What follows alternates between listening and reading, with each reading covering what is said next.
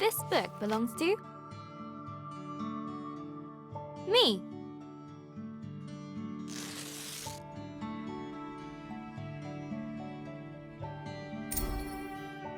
Hello, journal. Is it okay if I call you that? It's a bit formal, I know, but we've only just met. Let me introduce myself.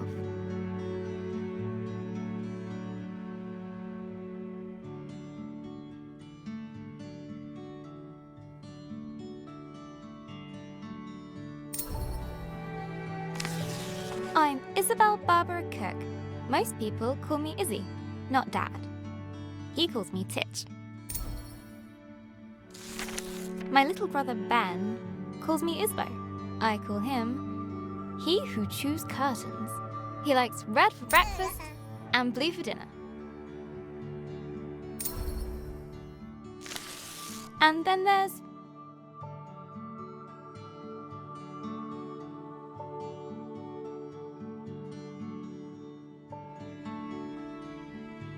Mom, my top tea drinking buddy.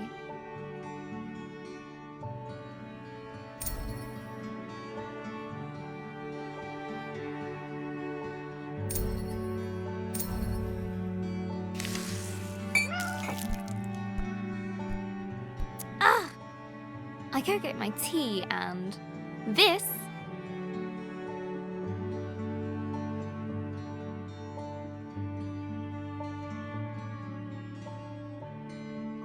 is Pinky.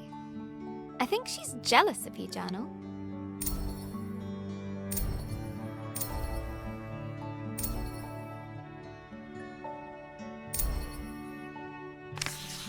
Today's my birthday.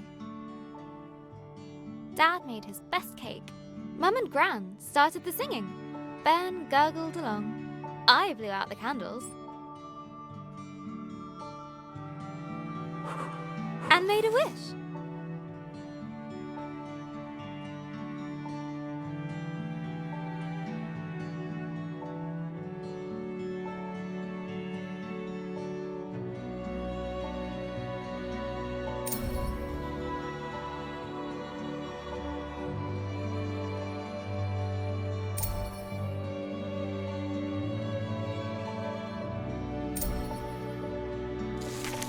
Since I was little, I've always dreamed of becoming a writer. This is where you come in, Journal.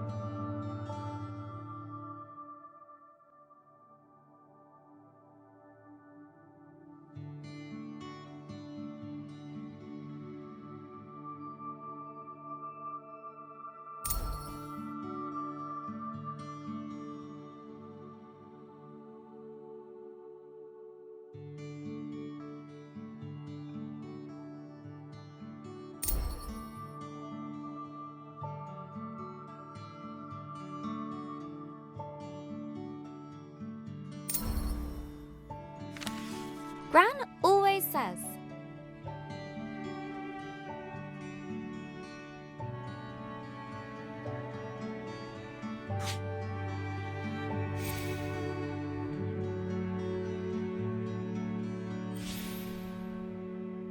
a writer writes. No one ever got anything just by wanting it. I guess that birthday wish was a waste then.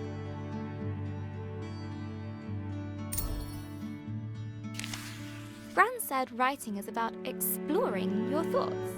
It helps you unlock your feelings.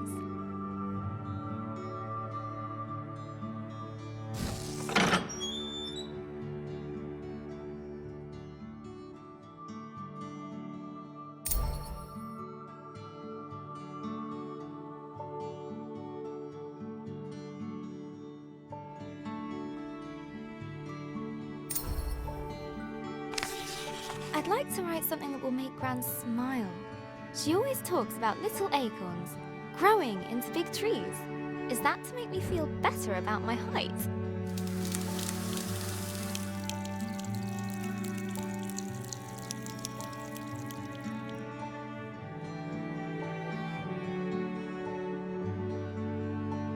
Or about my writing? I want to write a story. But what kind? A romance? Science fiction? A comedy? A drama? Fairy tales? Wait, we're getting somewhere. A fantasy story. So, how do I start my fantasy story? Once upon a time. Ugh, no one said this would be easy. Again. From the top. Not so far away, in the land of Astoria. A place of peace and magic. There lived a girl named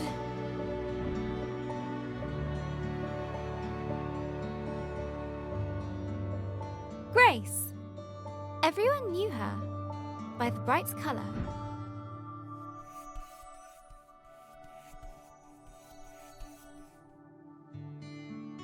of her green dress.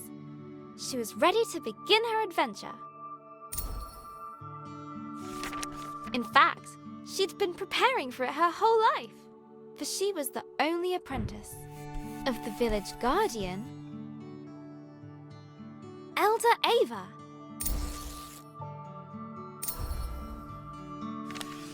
Everyone was very fond of Grace.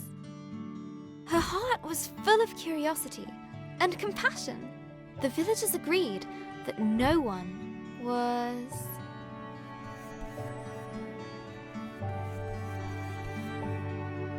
as playful as her.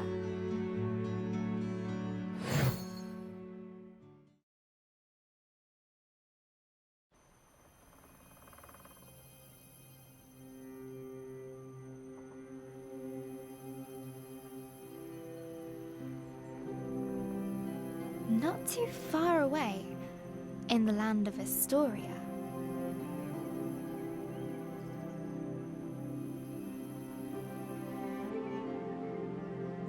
there lived a young girl named Grace.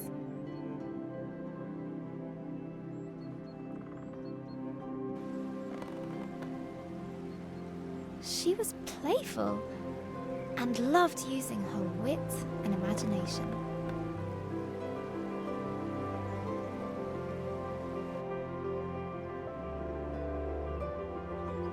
Suddenly, a faint speck of light floated down and began to buzz around Grace.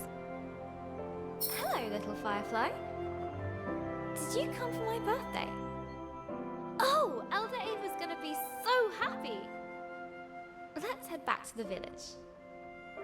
The firefly shared Grace's excitement. We should pick up my gaming marbles on the way back. They are all over the place because I fought a giant with them. Right, Firefly?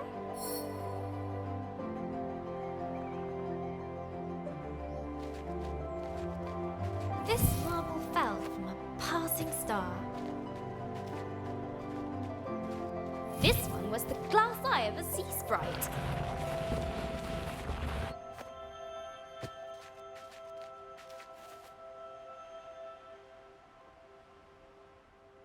This one's almost as pretty as you, Firefly. Almost.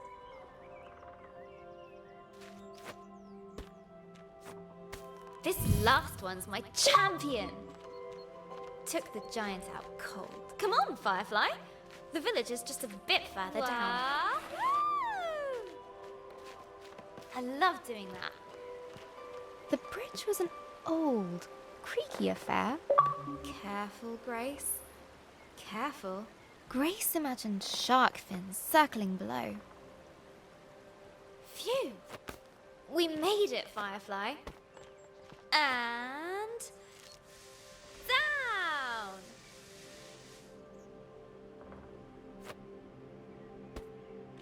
Grace knew many secret paths back to the village.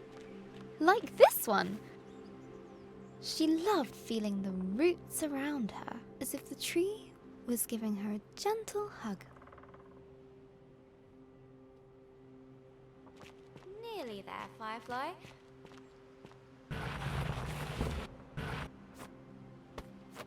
Just one more little slide. Here we go! Woohoo!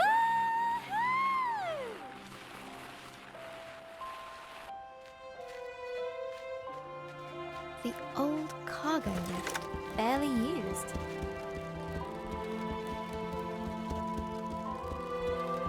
Her own secret entrance to the village above. Grace couldn't wait to show her Firefly the village. Maybe run on the rooftops. Or prank the village builders. Look, Firefly.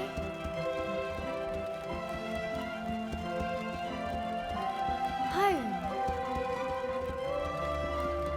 The warm lights and enticing smells of Elder Ava's hut welcomed her.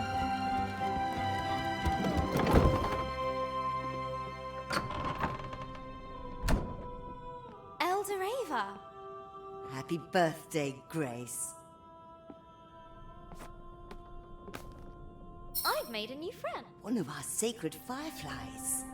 This is a very special thing. Does this mean... Yes, it is. Would you fetch me that box, please? Ava was sure that Grace would rise to the occasion.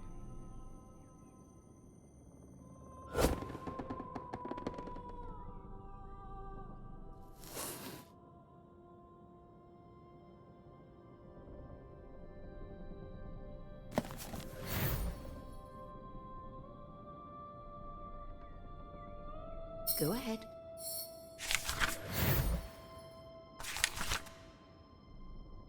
This will store all the magic words you've... Some will stay with you. They will now. Congratulate... Guardian? But that's you. Guardian, you should head... I'll join...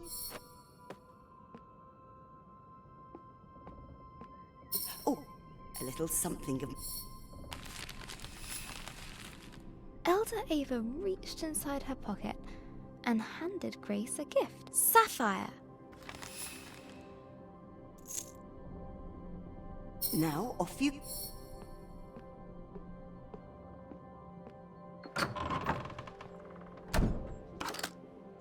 I'm so proud of you, Grace.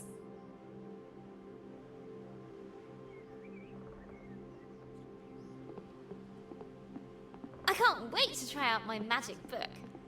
And all at once, Grace was surrounded by the hustle and bustle of village life. Oh, how'd you do that? Wait a minute. She's got the power. She must have the book.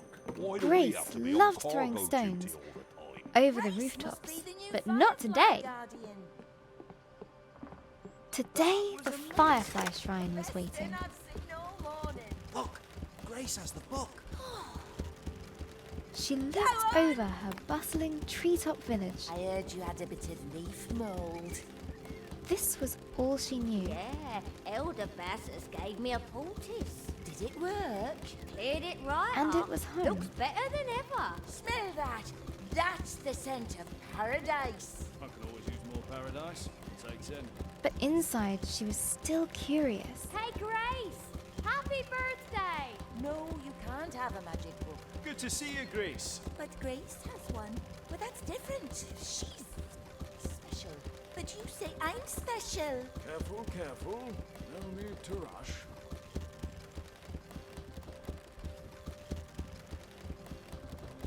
About the world that lay beyond.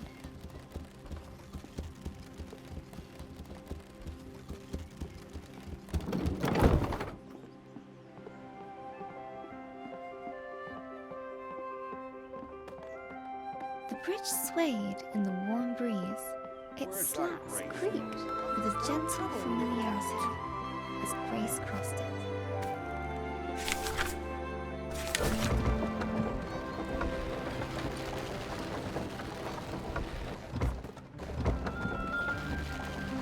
Haven't seen that book for a while, Grace.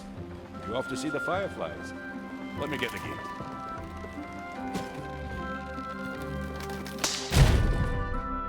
Ah! Blast!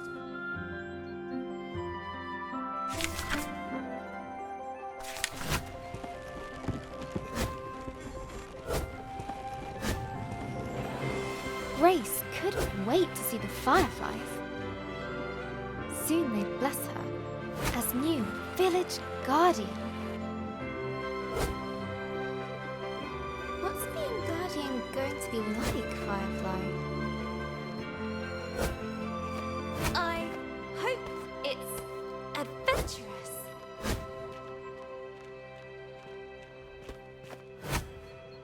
Let's swing into adventure. Perfect.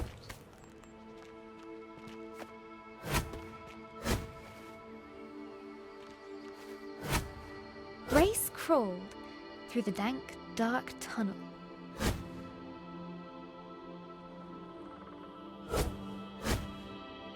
It didn't feel like being hugged at all.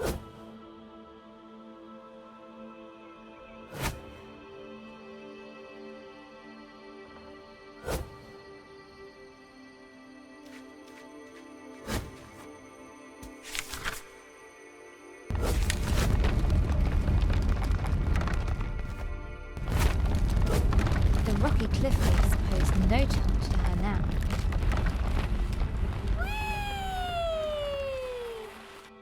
The sacred bell to announce her arrival.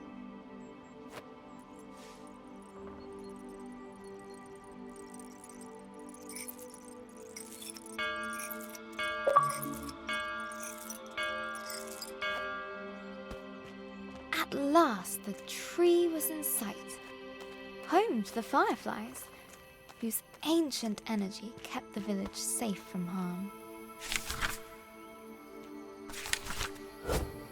Go on. Show them what you can do. That's it! They're accepting their new guardian. At last, I can get a lion. Glowing light surrounded her, a timeless energy that birthed stars and forged suns. Now she was part of it,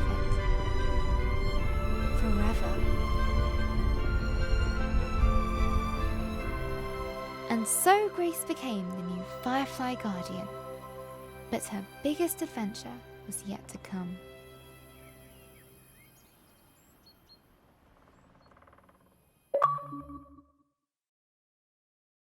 Hello, Journal.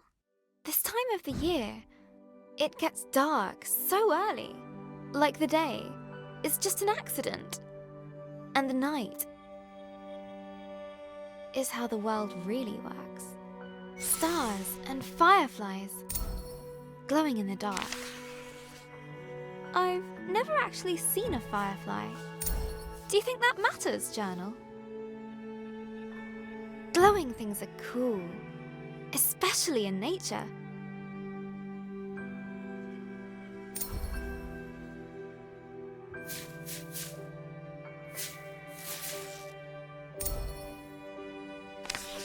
On holiday in Wales, Gran and I would go to the beach and look up at the stars. But one night, we looked down instead. The stars were shining in the water. It was like the sky got flipped upside down. We took off our shoes and socks and waded into the water. As we walked over the pebbles,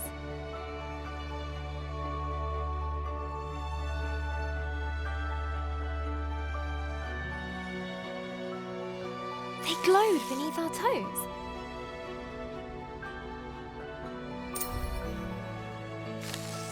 Gran said it was called bioluminescence. Tiny plankton in the water being moved back and forth by the tide.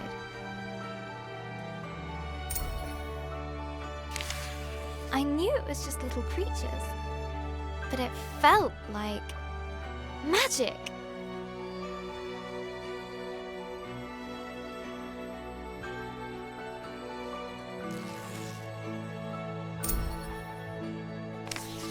I got up very early the next morning.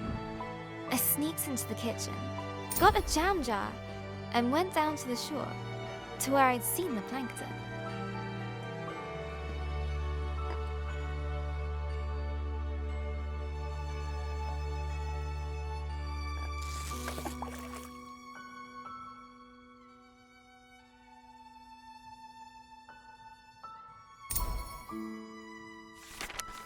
evening, I was so excited.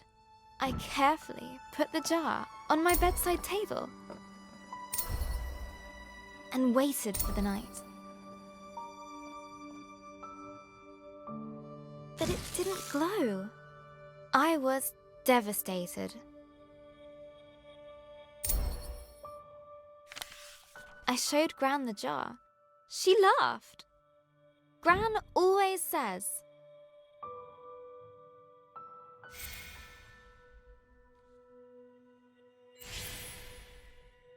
You can't put a cork in nature. they need sunlight and nutrients from the tide. Gran knows about those things. She used to be a marine biologist. Gran bought some special algae that would grow at home. We spent the whole day planning it. Sand, pebbles, water, glass stones, company, lights, corals, a house. We took pictures for Gran's photo album for our future selves to remember.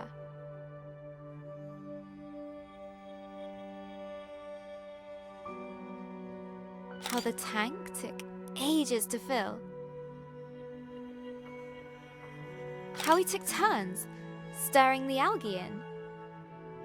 How happy we were when we had it all set. Just needs time to develop, said Gran. After 6 days, the algae was ready. I put the tank on my desk and ran my finger through the water. My own bit of magic.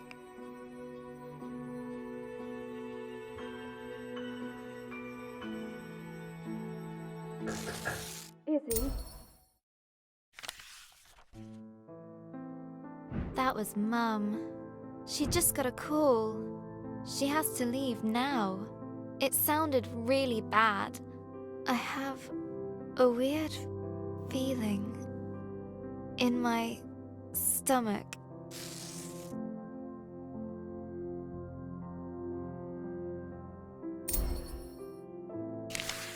Something I don't know how to deal with. We just heard that Gran has had a stroke. I don't want to believe it. I can't lose her.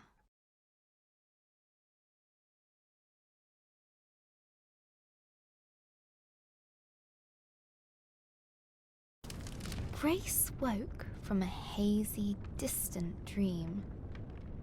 Something unnatural had stirred her from slumber.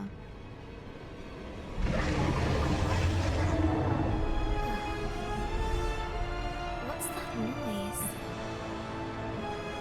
Eldoreva?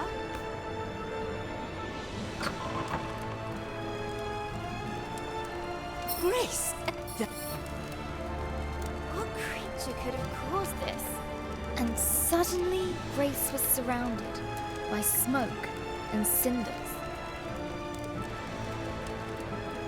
As she hurried past the crackling rooftops, her concern grew. Hey, Grace, you gotta hide. You can hide with us. Broken. The lift. Wow, it's nice space. Okay. She looked at her burning treetop village. This was all she knew. This was home.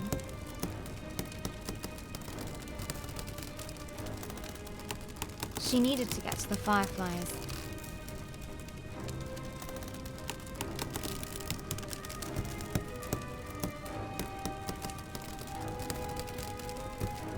She needed to keep everyone safe.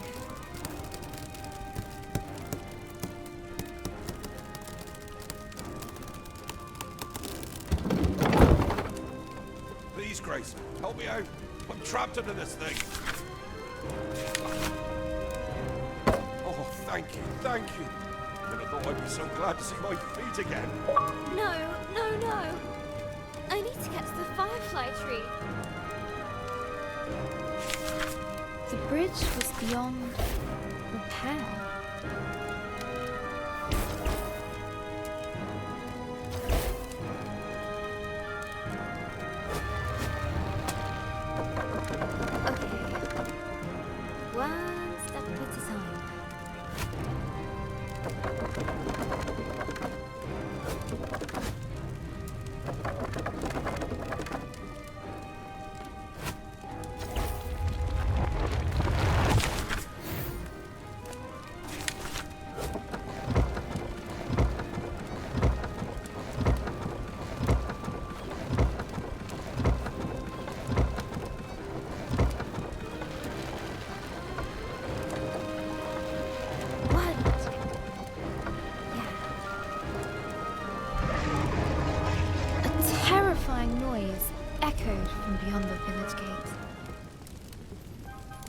Grace rushed out to meet it. Soon she would prove herself as the new village guardian. I can do this. Right, Firefly? Right? But she could not deny the creeping terror. The earth yawned below her. Phew. Made it. That was scary.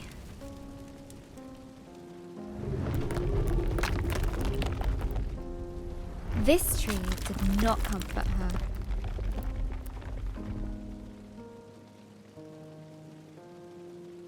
It was as scared as she was.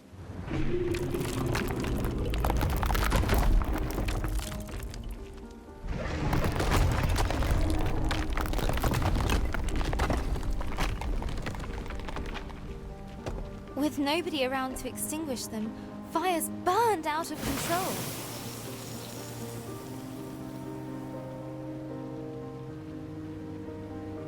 Some words will stay with you, others are fleeting. A strange blaze crackled ahead. Is that fire? I've never seen a flame like that.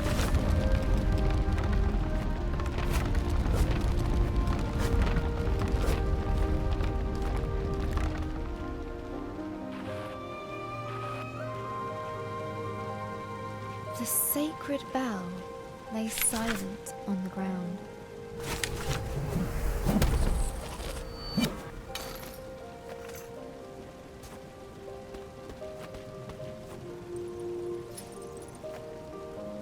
Nearly there. Oh no. No, no, no. Where are the other fireflies? Fireflies? Please be here.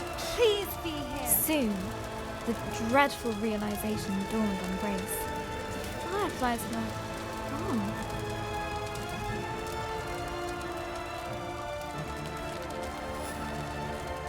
A new determination rose in her. She would find the fireflies. Eldoreva! I know. Our people will fall. Don't give up hope.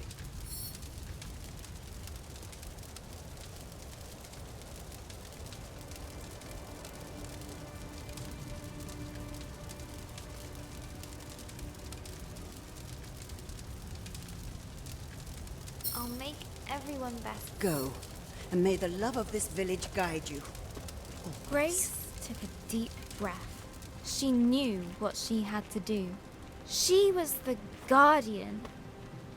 She would bring the fireflies back home. The earth could fall away beneath her.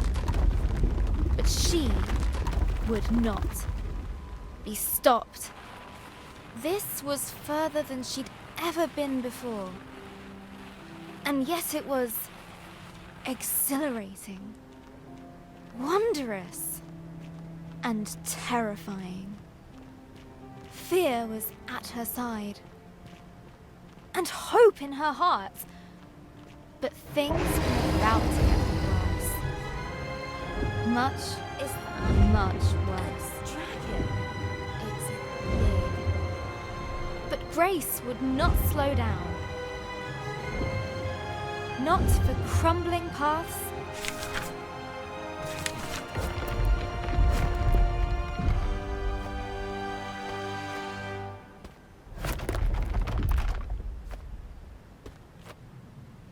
Not for giant monsters. She would make it answer to her, no matter what. She would catch the dragon. No, wait! She raced forward and leapt.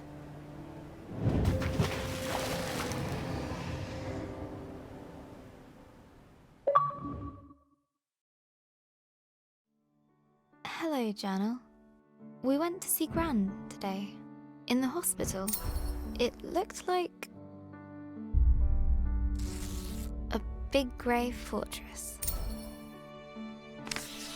It took us a while to find the right room.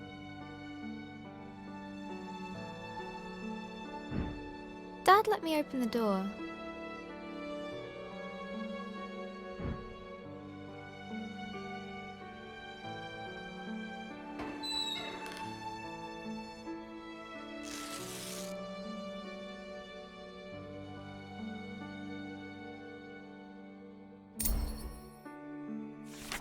Gran has a big, cozy bed at home.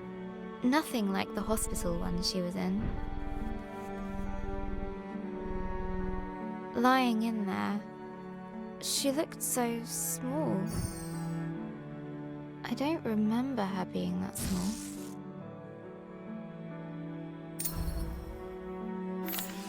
Gran's eyes were open, but she struggled to...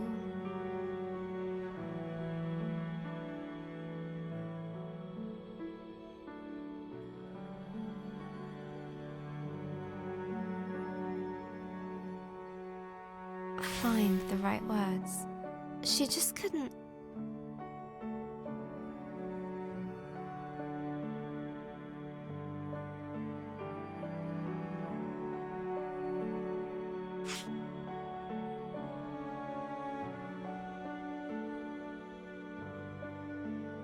Speak properly.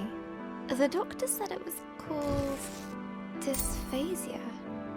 It was caused by the stroke. She's usually so talkative, but now she kept stopping mid-sentence, as if all the words she could find were just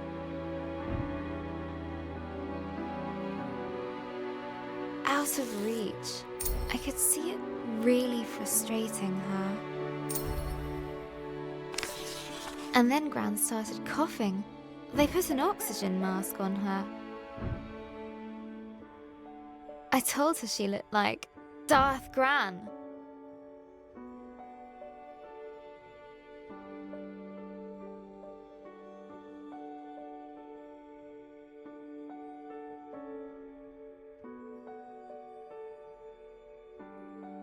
She smiled at that.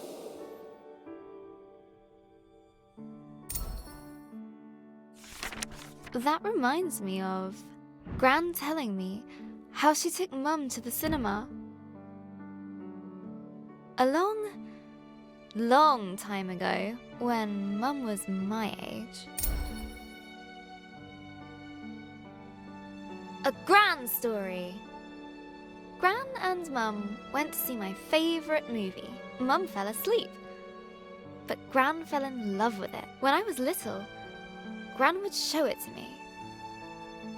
On a battered video cassette, Gran would laugh at the robots and guess a funny smile. Whenever the scruffy-looking smuggler showed up, we'd watch it until we could quote all the best lines. We laughed a lot. Once she gets out, we're gonna watch them all over again. And when the next movie arrives, Gran and I are going to go to the cinema. Together.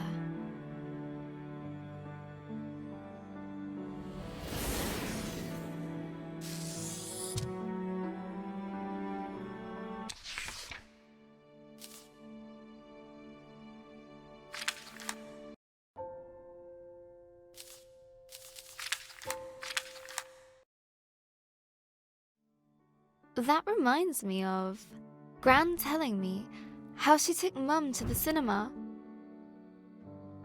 A long time ago, when Mum was my age. A Gran story! Gran and Mum went to see my favourite movie. Mum fell asleep, but Gran fell in love with it. When I was little, Gran would show it to me. On a battered video cassette, Gran would laugh at the robots and guess a funny smile. Whenever the scruffy-looking smuggler showed up, we'd watch it until we could quote all the best lines. We laughed a lot. Once she gets out, we're gonna watch them all over again. And when the next movie arrives, Gran and I are going to go to the cinema. Together.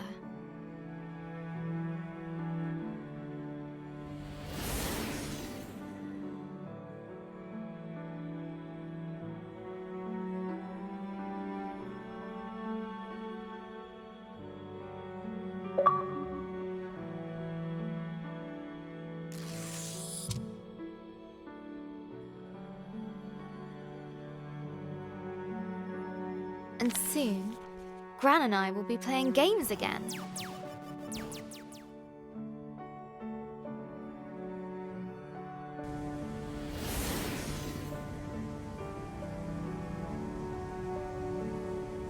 I can't wait! This time I'll beat all her high scores. For sure.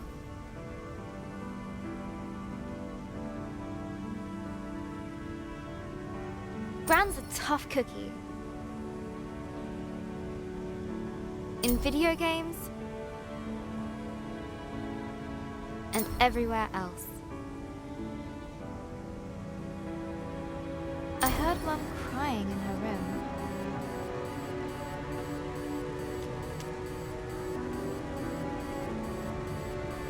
I've never seen her cry before. She looked so sad. I didn't know what to do. So I made her a cup of tea.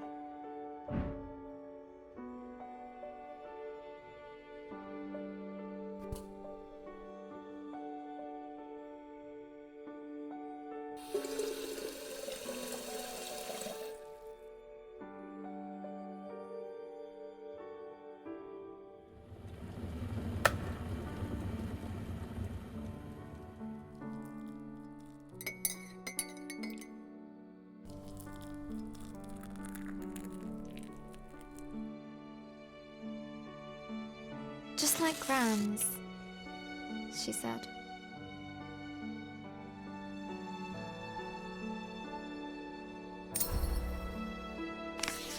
Mum said Gran was getting tired.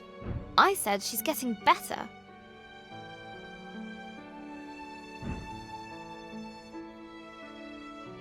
Mum said she felt helpless. I said she was just sleepy. Mum said Gran's going to... I said she's going to be fine.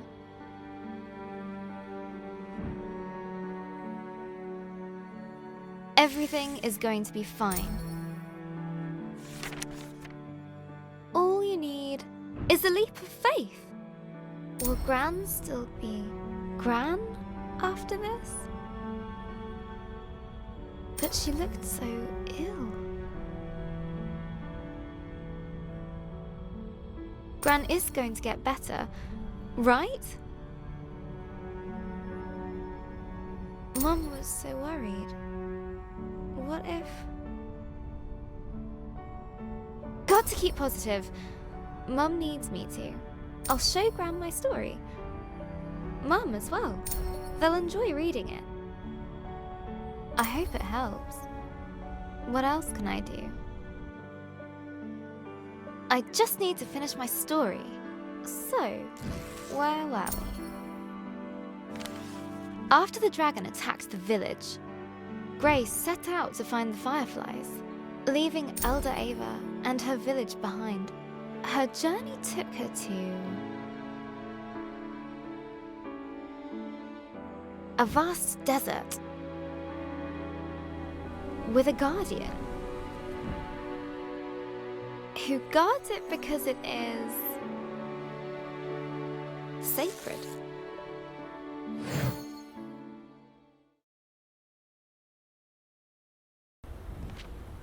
Grace had pursued the dragon far, far from home.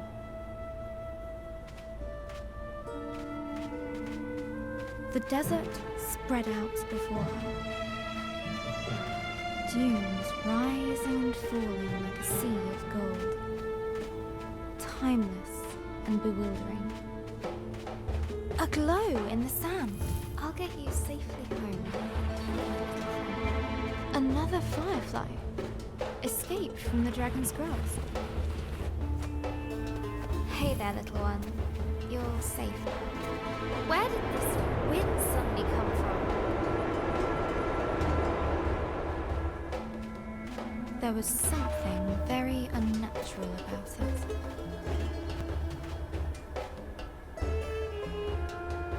Woohoo!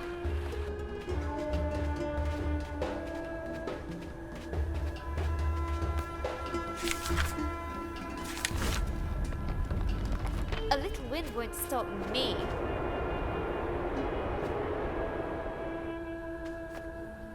Can't close mouth. Hold on, fireflies. Hold on.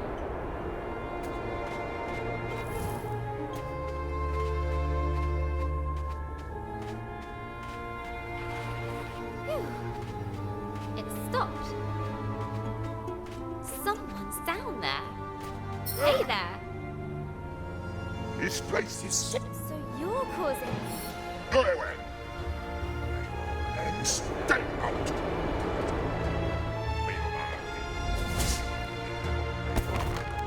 But Grace's will would not break that easily. Hey! Come back here!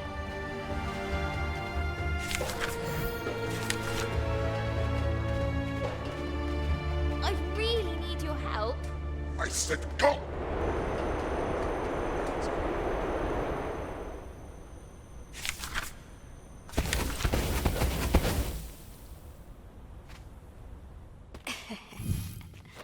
Surprise!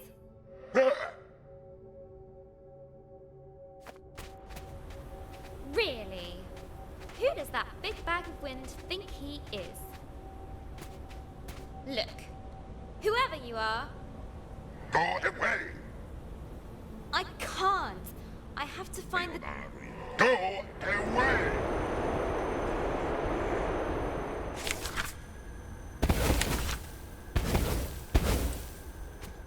Okay. See ya.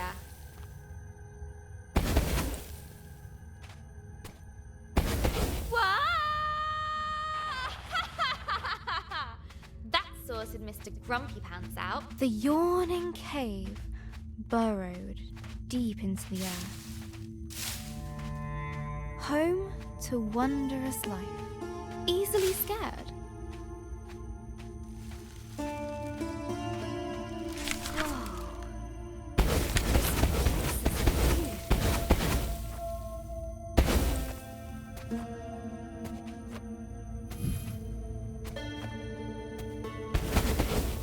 Grace felt like an explorer.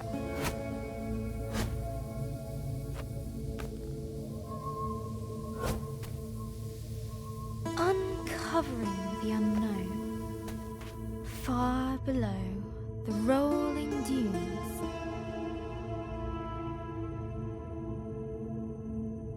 I wonder what used to be down here. Maybe sand-swimming desert pirates? Or one-eyed troglodytes? I hope not.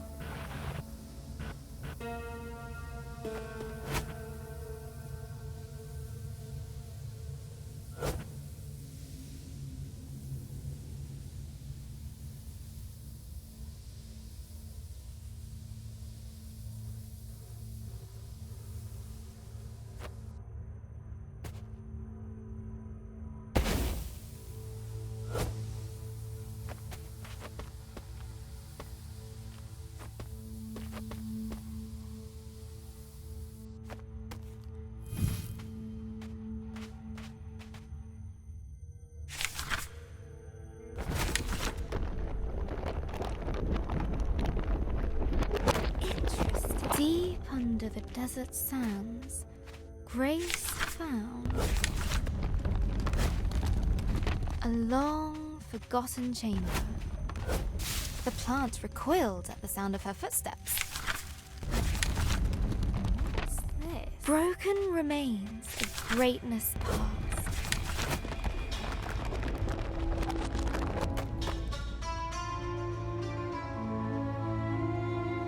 The silence of the ages filled the air.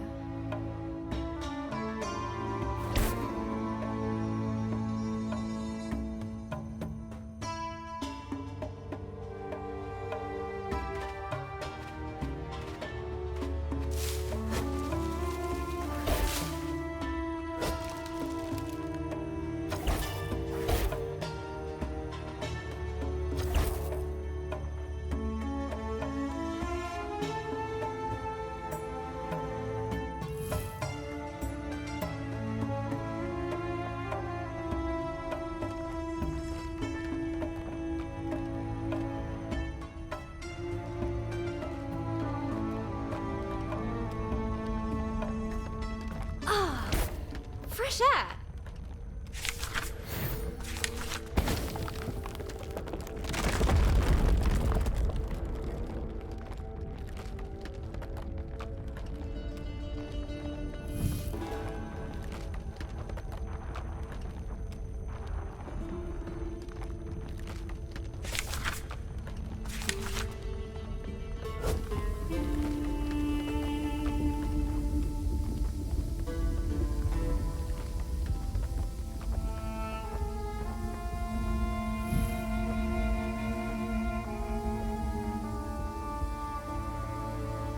A familiar, foul-tempered voice drifted down to Grace. He didn't listen. I need to find it. Sacred, I said. No one listens to me anymore. Ah, you. You shall go no further.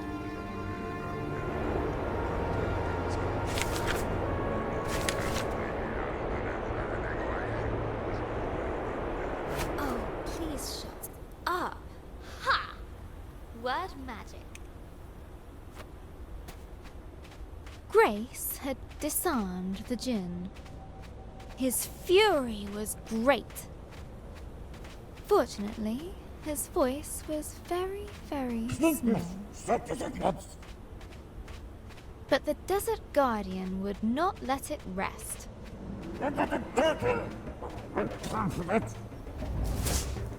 Hey! Stop it!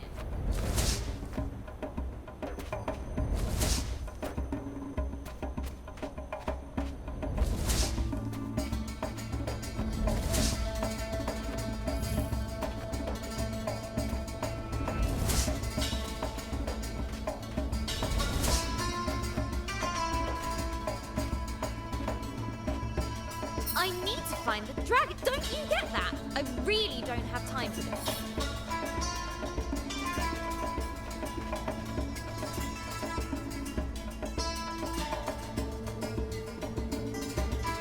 That's it. So long. Woo-hoo!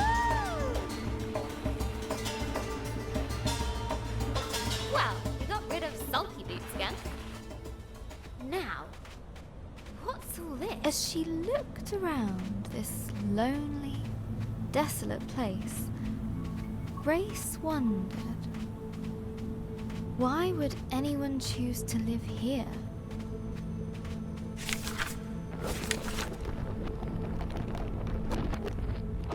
There had been people here, once upon a time. What happened to them? Who were they?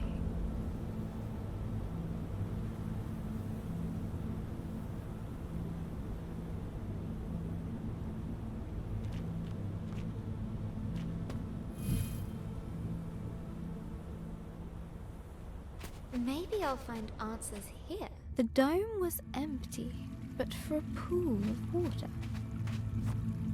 An inviting place to rest. Grace's thoughts drifted to the people that once... Warriors.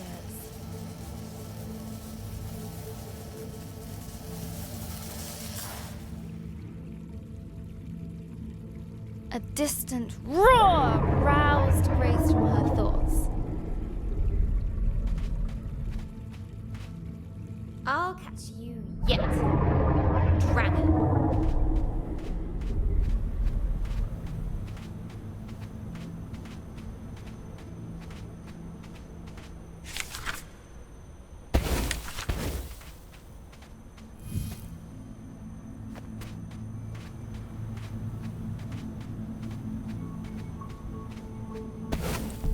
The ancient statues toppled before Grace.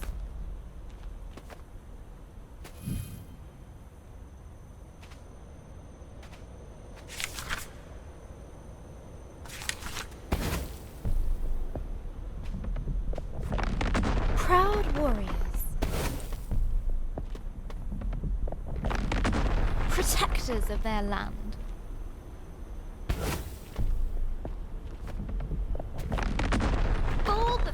me.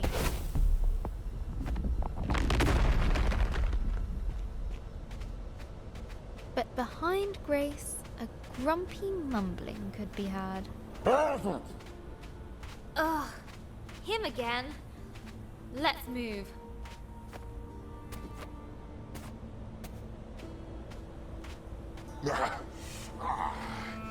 That's better. I do the magic around here. The Desert Guardian was frantically looking for Grace. Stop hiding from me. He would surely find her eventually.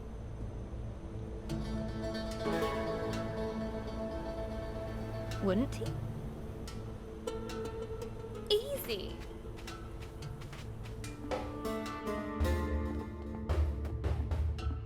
Despite the darkness, Grace's hope guided her.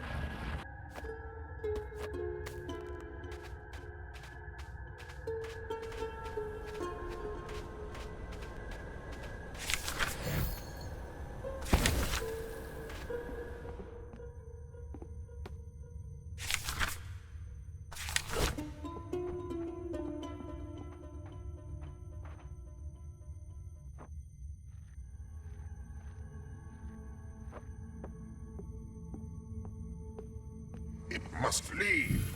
It must. They mustn't know. Well, now I'm curious.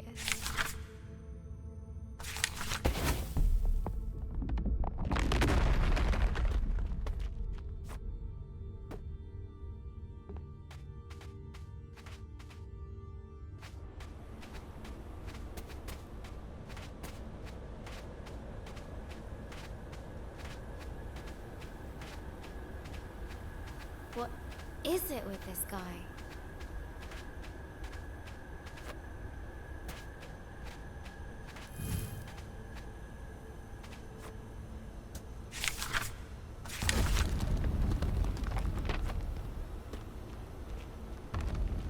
They must see.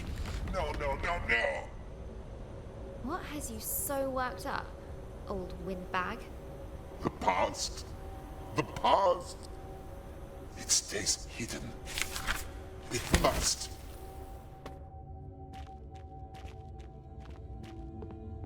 Oh, the old days. So little left. Best forgotten. Look, whatever it is you don't want me to see, I'm sure we can... No, no, no, no. You cannot go further. Back. How can I get him to listen?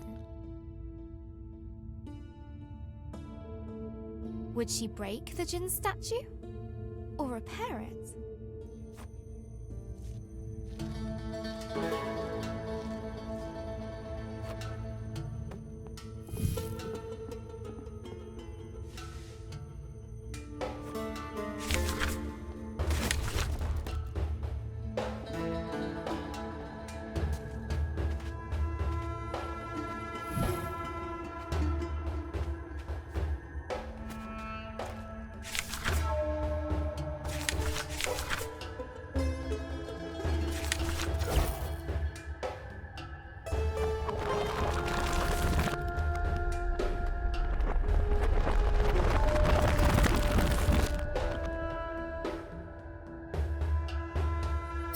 Human creature, you rebuilt my statue. I do not understand. I did nothing to aid. What's happened? More than... Let me show you.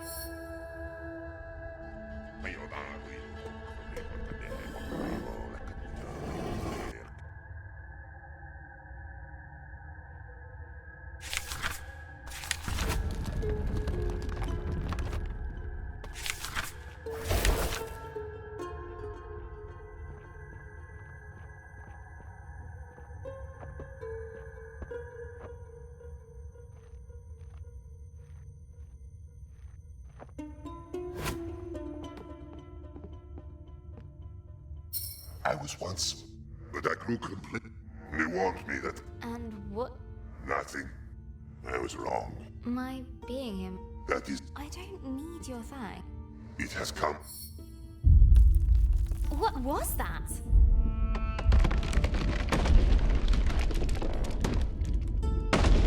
Hold on! Fall softly, my friend.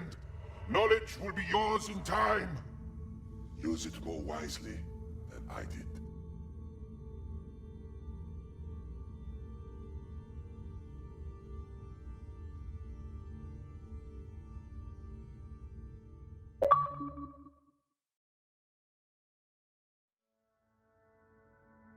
Hello, Journal. Today at school, I got my history essay back. I wrote about Vikings. I love Vikings. Mr. Collins didn't like it. I won't be showing this to Mum.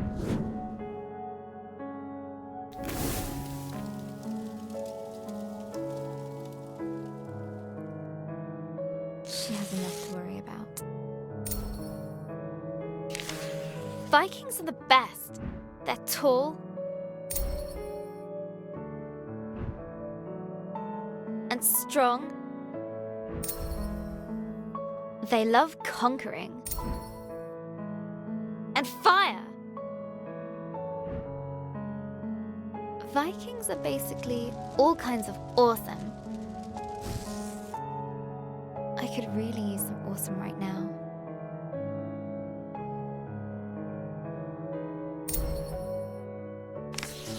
I got her old photo album out. I wanted to see Gran like I remember her when she was awesome.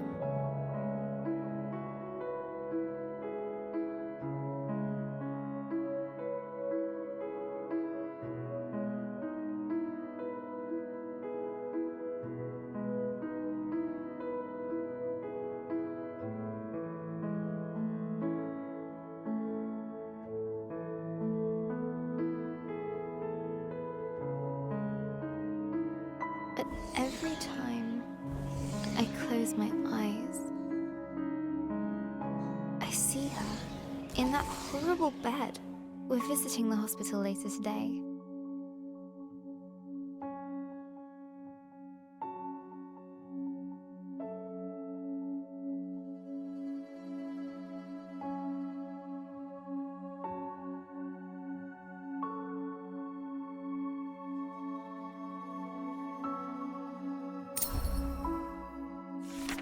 When we arrived, Gran was asleep.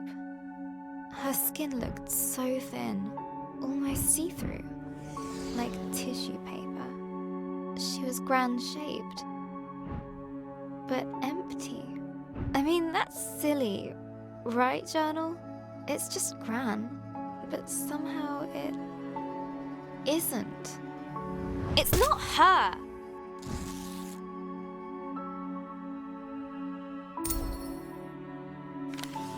She woke up after a few minutes, but it didn't seem like she knew who we were. Why? Why is this happening? Why her? It isn't fair. Why, Journal? Gran still can't speak properly. Everyone pretends they're having a real conversation with her, but they're not.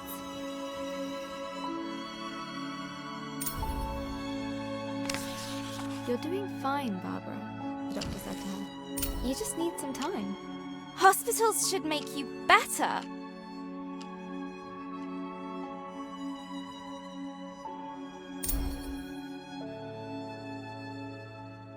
She's so ill now.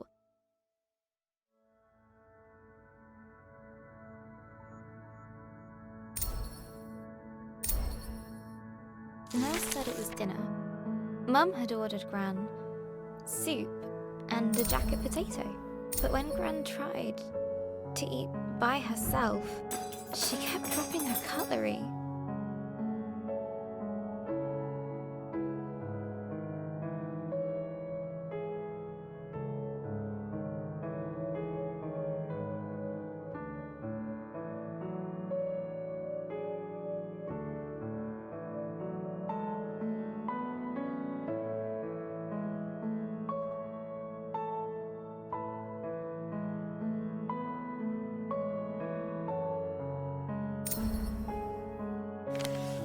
Then I noticed Mum had ordered her mushroom soup. Mushroom! Gran calls them nature's bogies.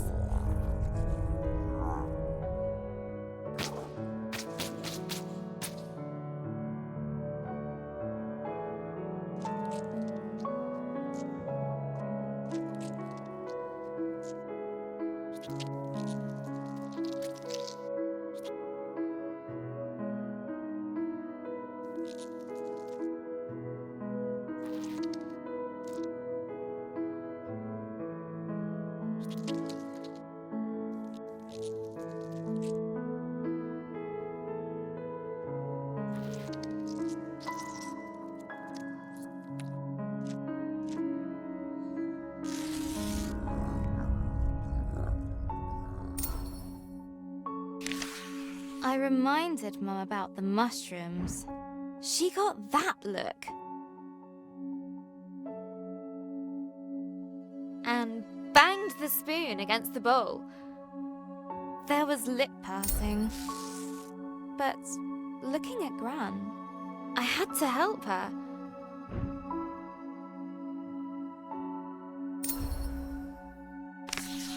I still had some loose change, so I ran down to the entrance hall, where I'd seen a vending machine on the way in.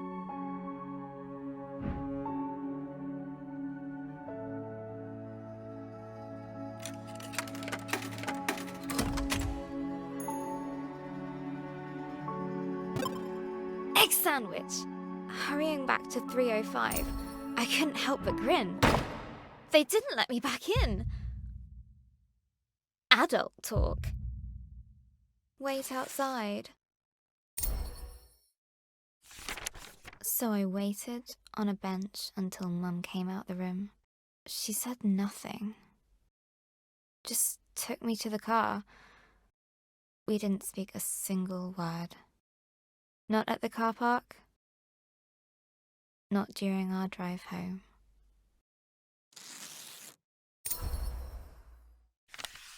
Dad had made pies for tea. I just wasn't hungry. Dad said I needed to eat.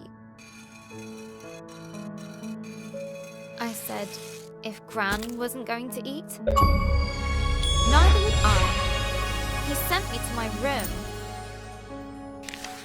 I slammed the door really loudly and flumped onto my bed. I still had the egg sandwich. It was all mushed up. Everything is all mushed up.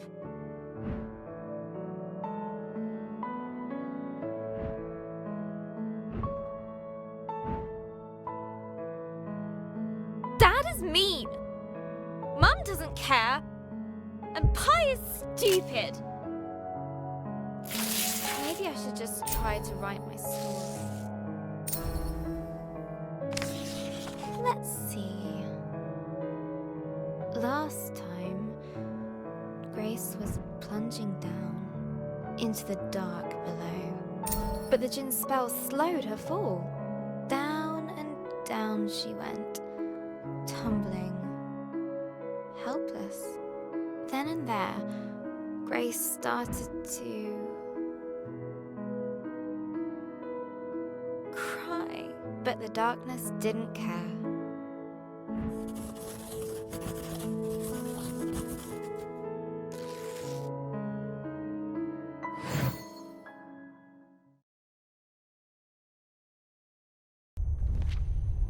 As Grace hurtled through the darkness, her helplessness no longer made her feel scared.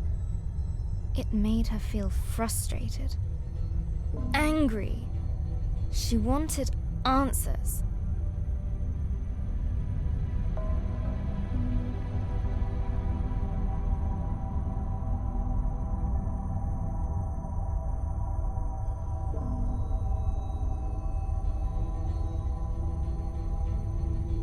The Jinn's magic gently released her into the unknown. Now where am I?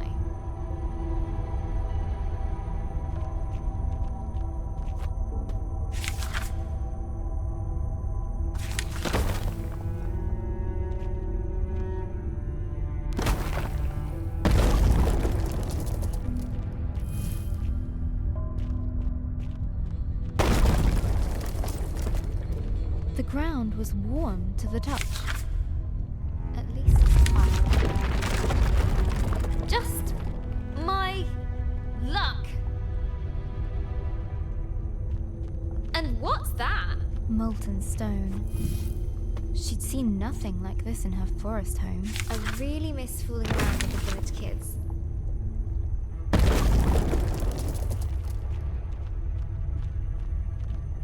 A stalactite hung above, looking decidedly precarious. None of this seems welcoming. None at all. Careful! What is this?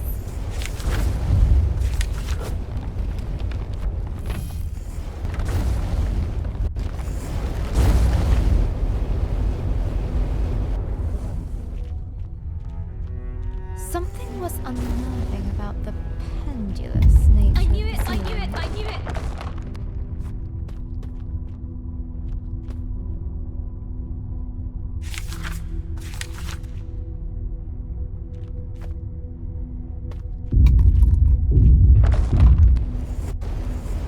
Something was unnerving about the pendulous I knew it, I nature knew it, of the I knew it. ceiling.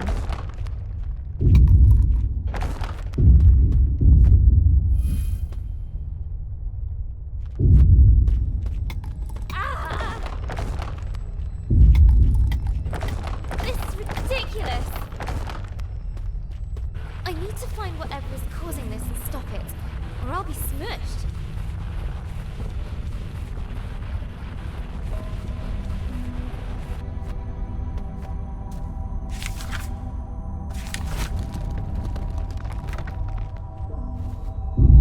As the sound got closer,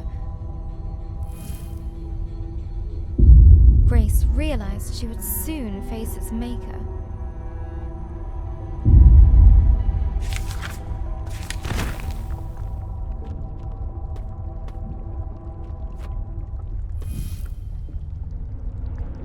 Okay, here we go.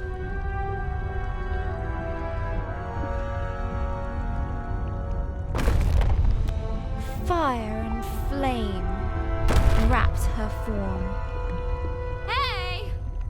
Stop that! You'll bring the whole cave down!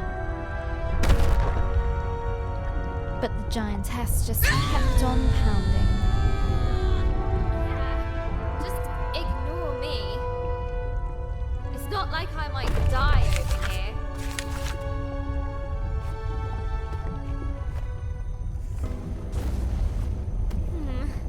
At least that noise has stopped.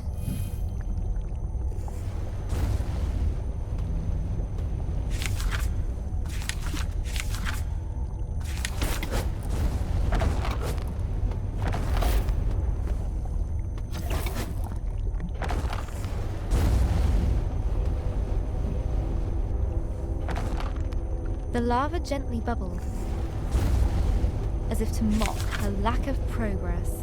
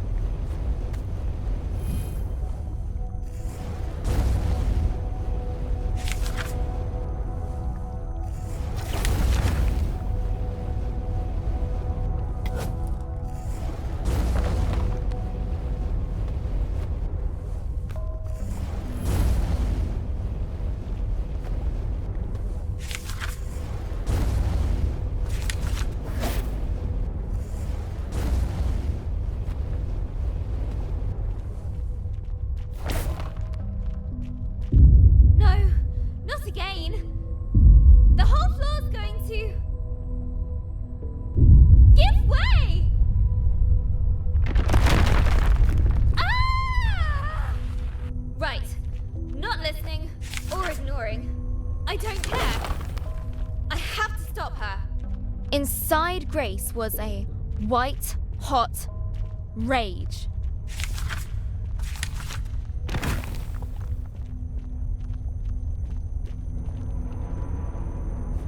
Hey! You! Hey! Whoever you are, you nearly killed me. Hey! Are you listening?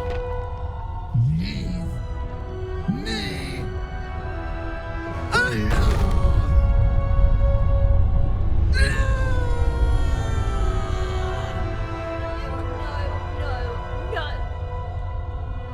That what is wrong?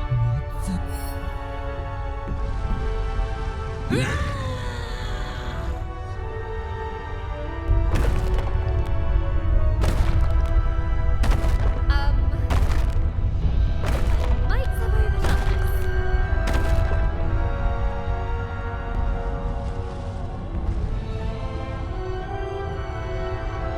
I really need to get out of here. A timely exit. Grace didn't quite know what she'd encountered. Sheesh. She's so angry. The thought stuck with Grace. What's wrong with her, I wonder? Whew. I think I need a breather. A place to rest. Grace was beginning to feel the burn of loneliness.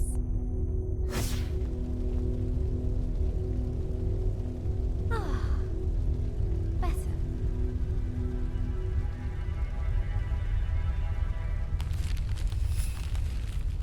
Grace's thoughts drifted back to the burning giantess. Why would she misunderstood? She smashes stuff because no one understands her. I get that. Grace vowed to be more understanding.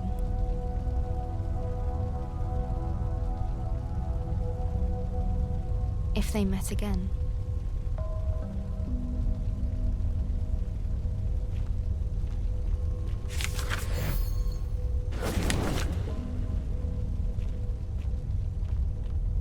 As the light pushed back the darkness, a heaviness lifted from her heart.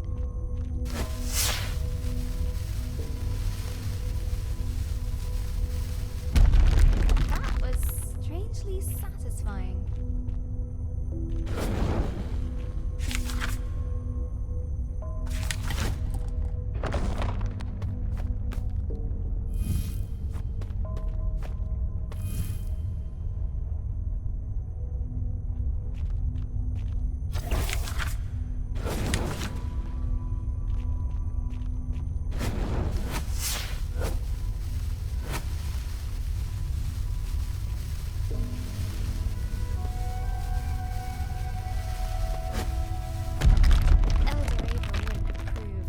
But I don't care.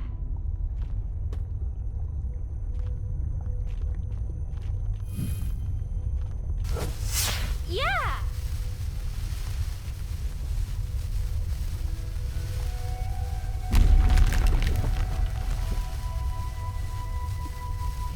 Wait.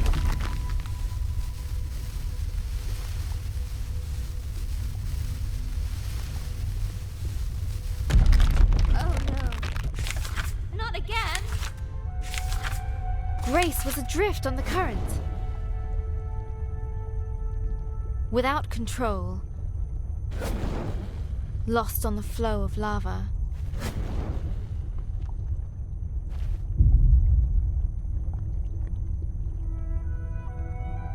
It would take her where it wished.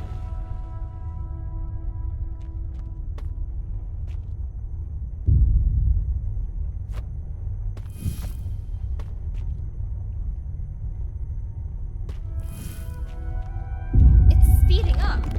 That can't be good. The burning river went faster. And faster.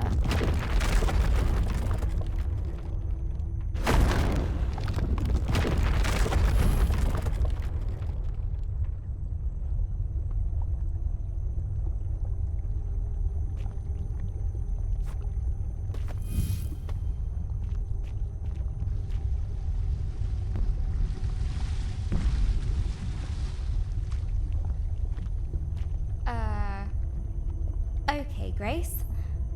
Remember, empathy. You again? She isn't listening. Run, Grace, run!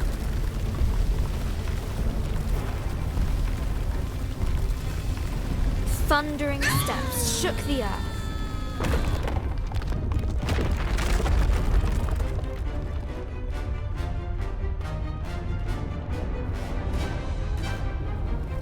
Where is she?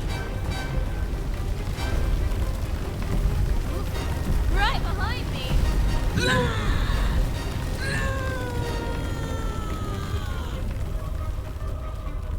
Debris was flying everywhere.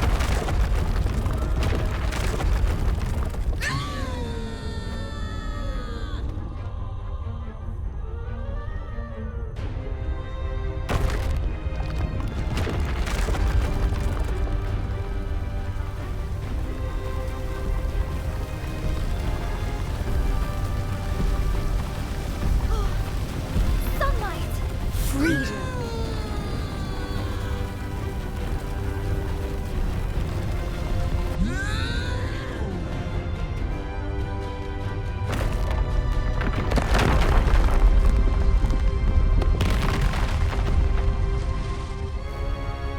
Now look! We're trapped and I hate this! Her anger consumed itself. Huh? No. Angry? What's there to be angry about? The giantess smiled. As her anger left, it brought a change.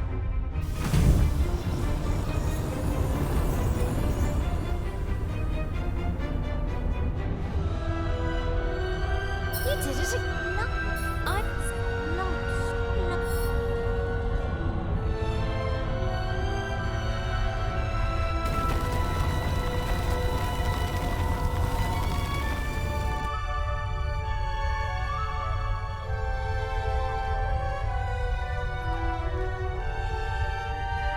I'm looking for a dragon.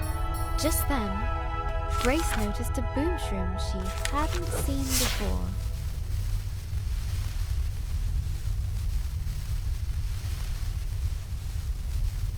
We did it! We're free! Free!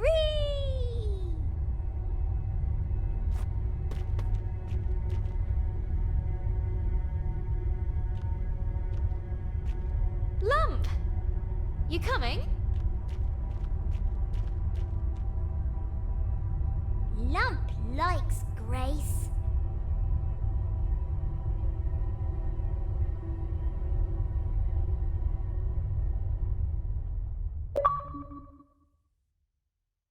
Hello, Journal. Today, Sarah at school told me her granddad had a stroke too. His mouth went lopsided,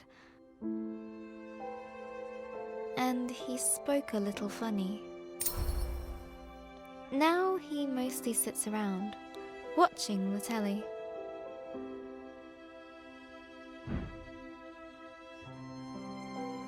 I don't think Gran would enjoy that. She'd feel like she was giving up. She'd want to keep moving, keep doing things. Gran always says.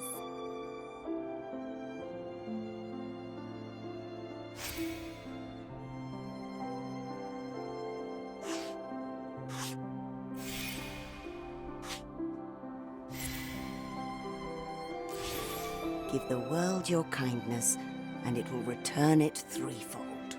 The more positive energy and kindness you give the world, the more you get back.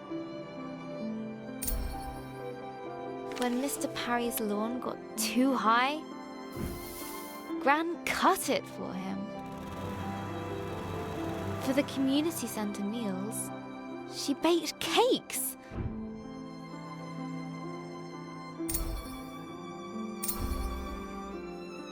She even does the unthinkable.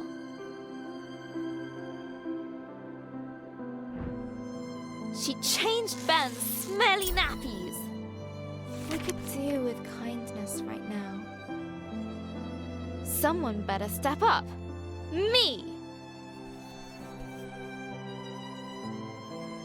Starting with bringing world peace? Cooking for the elderly? Cutting Mr. Parry's lawn? Tidying my room?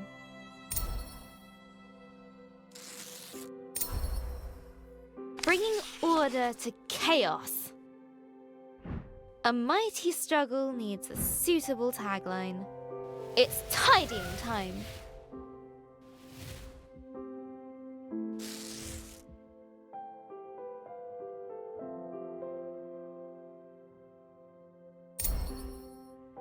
And then I did the washing up from breakfast.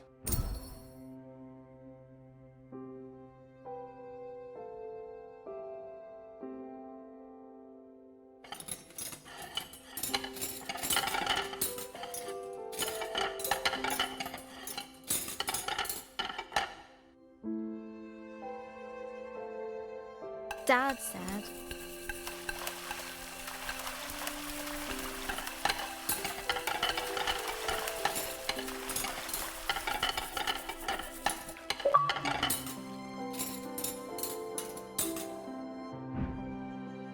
"It's a miracle." Then he bowed at my feet.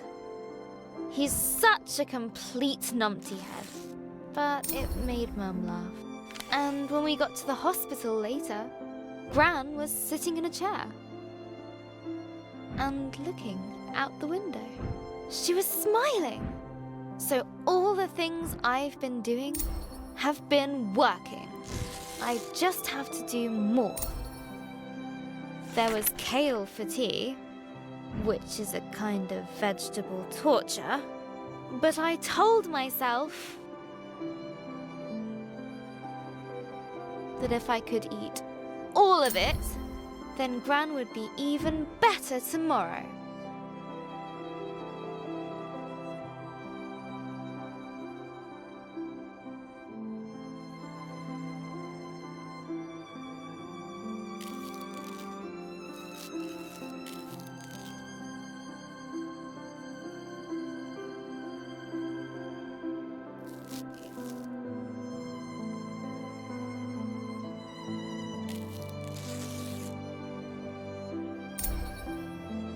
I am on fire today.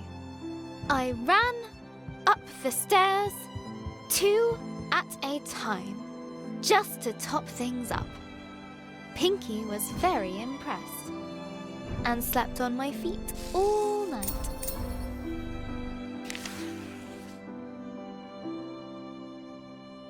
Hello again, journal. I couldn't sleep. I guess I felt a bit silly. I mean, who cares if I eat my kale? Well, Dad, maybe? But does any of this really make a difference? It's just, if there's a sliver of a chance, it actually does. I want to believe in it.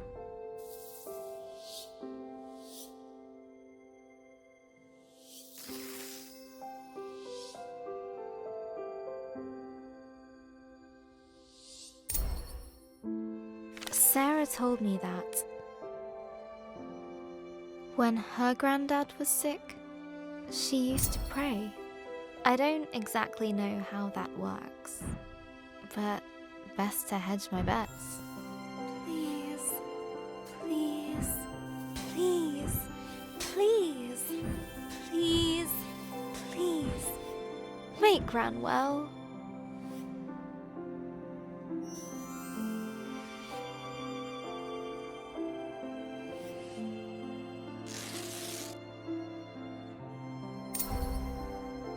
Sarah's family are pretty religious. Not like Mum and Dad. I don't know that much about religion, actually. I like the stories, especially the one about the Ark, and rescuing all the animals.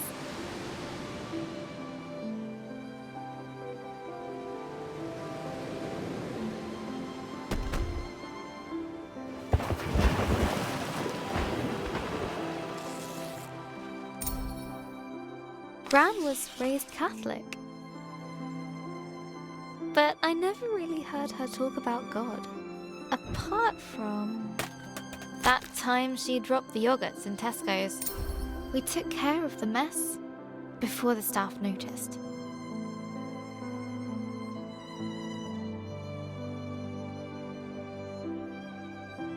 Gran even offered to pay for them.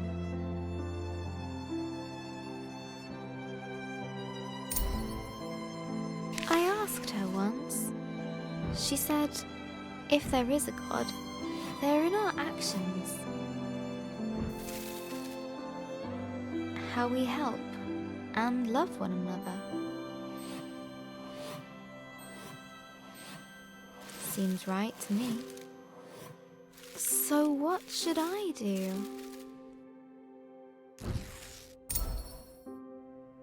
I'm going to bring in my story next time we go to the hospital. I can read it to her. I think she'd like that. Maybe if I do a really good job, she can come home in time for Ben's birthday. But first, I need to get on with the story. Having escaped the flaming caves, Lump and Grace ventured into a tenebrous forest. Writing Lump is going to be fun.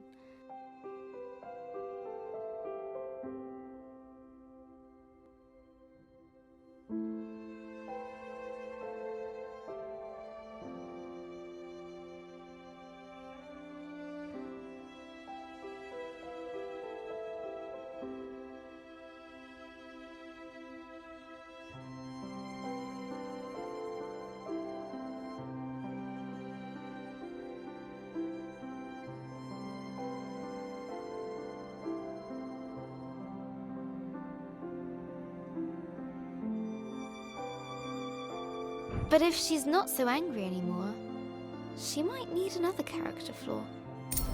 Maybe uncontrollable cravings for sour fruit.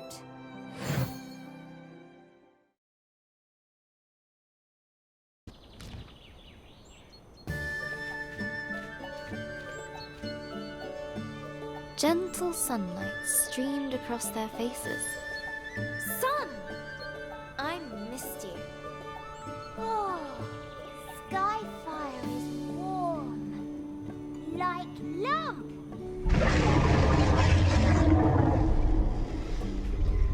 That's the dragon. We've got to follow it.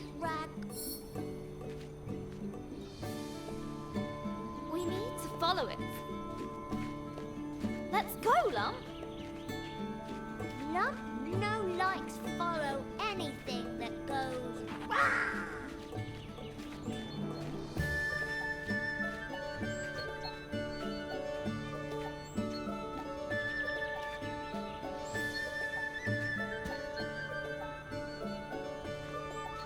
Are you cut claws? They're just back home. The grey forest, dark, foreboding. Grace didn't care. Home. You miss it? Yes, that's why I'm doing this. You miss home, but you leave it. You curious.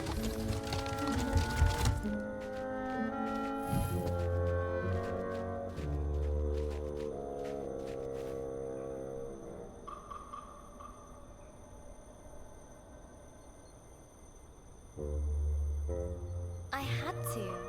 The dragon stole our fireflies. I promised I'd get them back.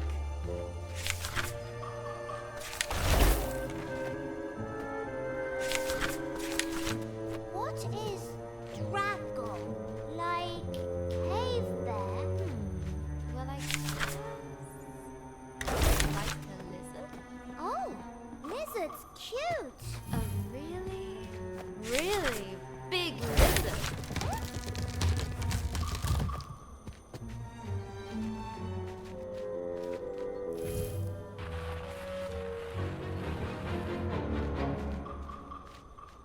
Ooh, big stone.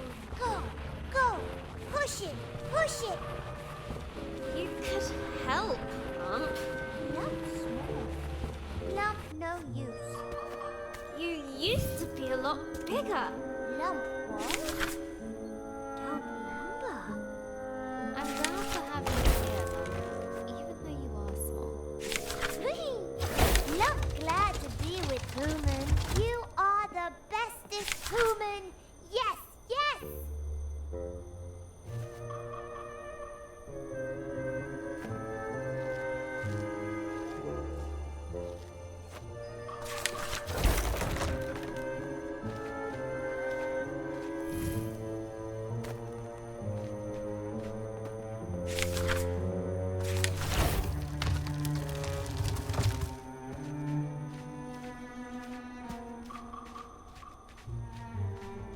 Grace couldn't help but smile at Lump's silliness.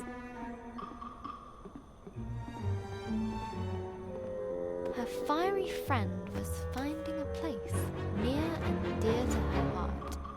Suddenly, a strange sour smell cut through the air. Lump noses that smell. What is it, Lump? Looks like some kind of fruit. A fruit? Yum, yum. Lump love fruit.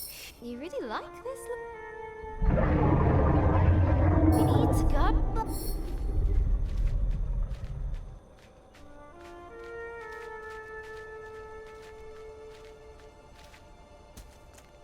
Shadows deepened in the ravaged forest. We're getting closer.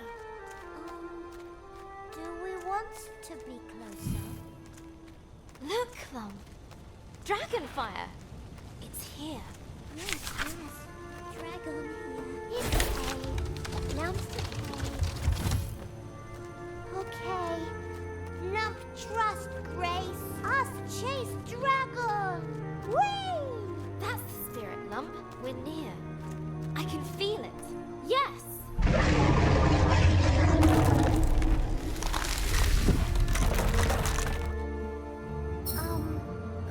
Woman, no fly. A deep rift yawned before them. No! We're so close!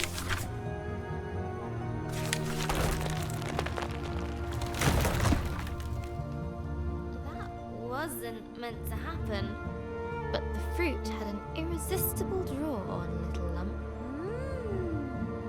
No, Lump! Stay here! I need you! Lump's still here. Just busy. Grace felt her resolve melt. I need to find the dragon. I promised Eldoreva. Just what am I doing out here? All by myself? Silly human. Lump not left is in fruit. Thanks, Lump. Grace knew she wouldn't swap that little ball of fire for anything.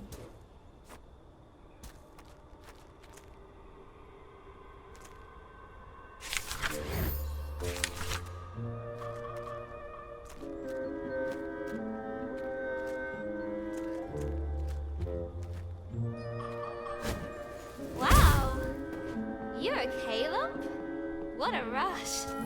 Little dizzy, but goods.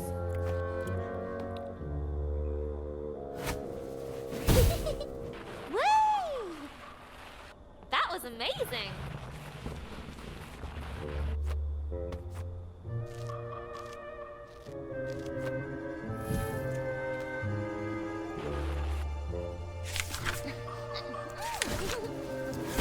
We're great team.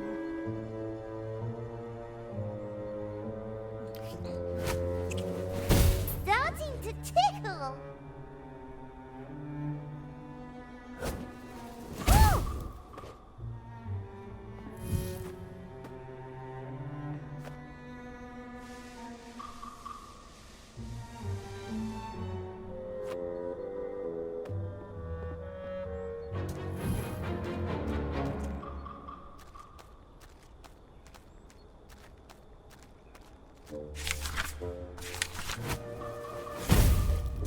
My head's spinning. This may be better than fruit. There was no doubt. Something strong and very, very large had been here recently.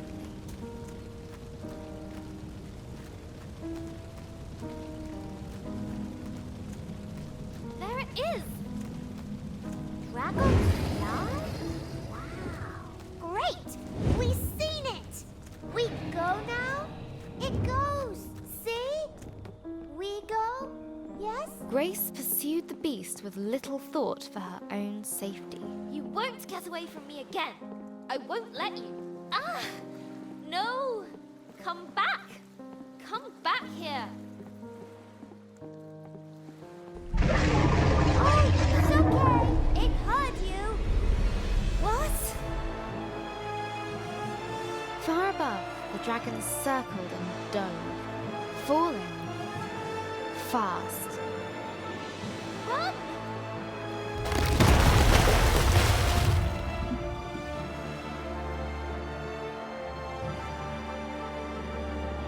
As the waters calmed, Grace realized the dragon had gone far, far below. No!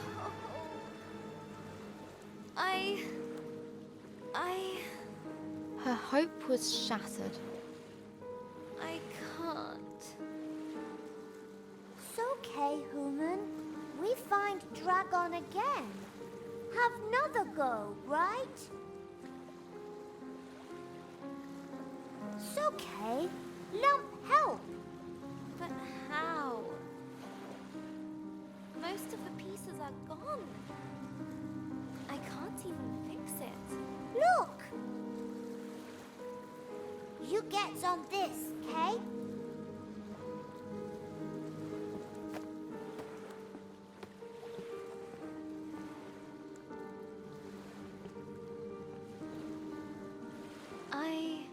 I don't even know where I'm going anymore. What am I doing? I'm such an idiot.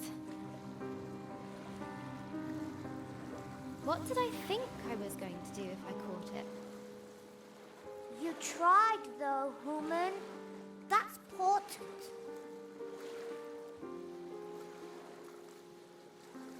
Look! One of them's little glowy things you likes.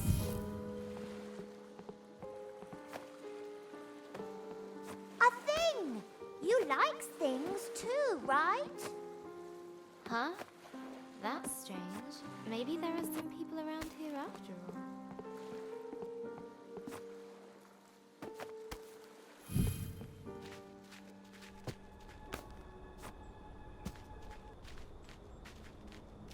Look! Stuff! All broken. Forgotten. Much sad. Maybe dragon? Clumsy, clumsy. You cold, human? A little. Lump me. Okay. What's up, human? It's just... I remember collecting wood for Elder Eva.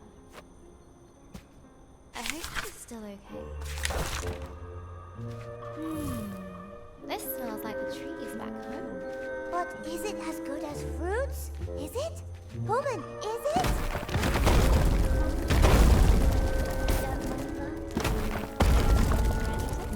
Not just member anger. Then you, human.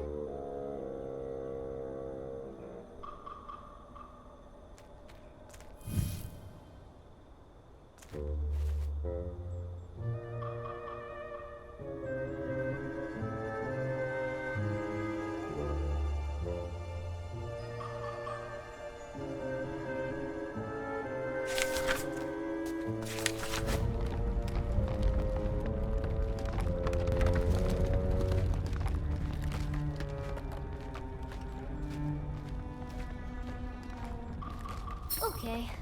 Okay. ancient energy stirred, reaching into the place beyond.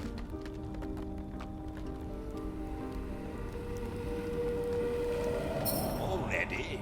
Is it not wonderful? Who are you? Oh, no, my little. No, we're not. Now we're here. Lump!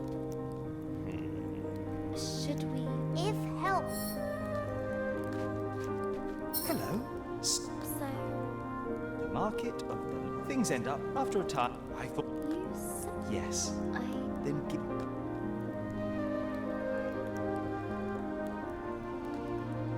you are.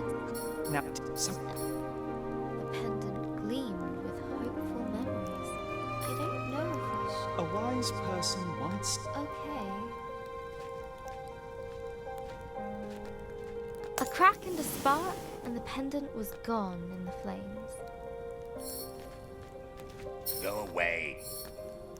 I said, I need help. and This is a market.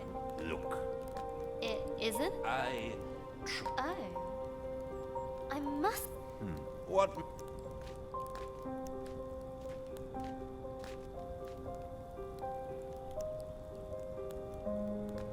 I remember No, you don't. Don't what? Don't remember. Never mind. Look, this big. 2 offerings down. 1. Ooh.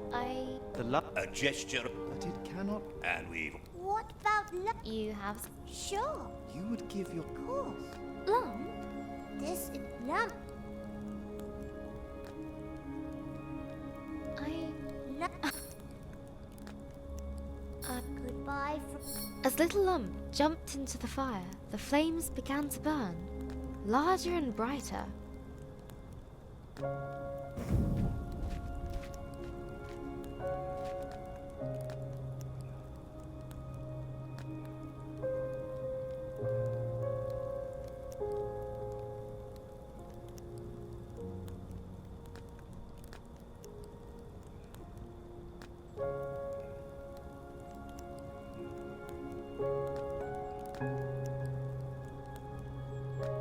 Grace felt a change come over her.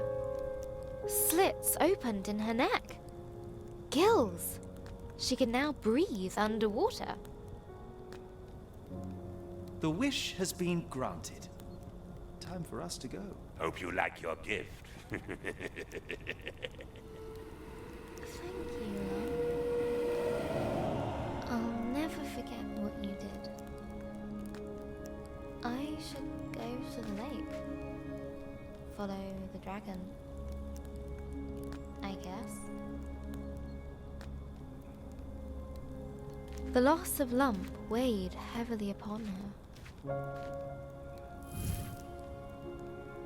Where once there was light was now darkness.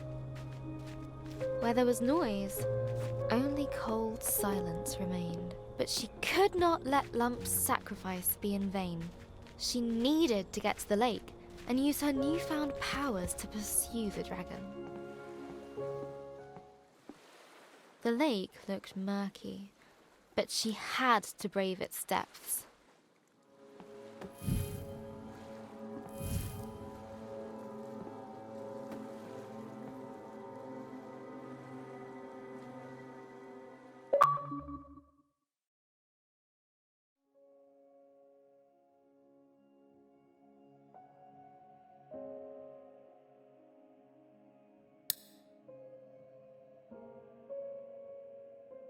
It's 5 a.m. Gran died in the night.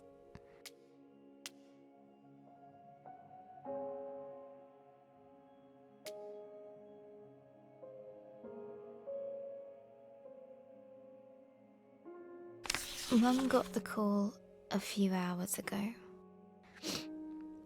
She's still crying. I just feel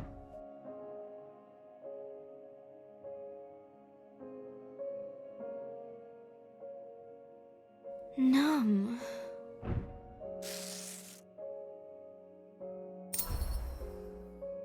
I tried to go back to sleep.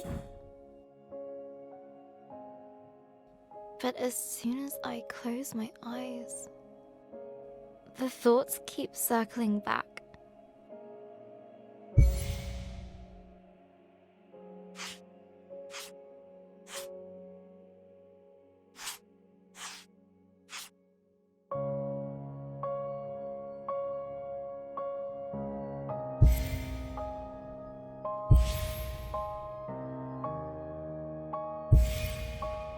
We should have been there.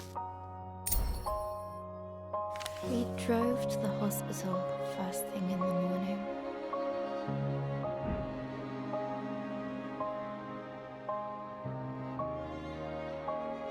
No one said much. It seemed to take forever.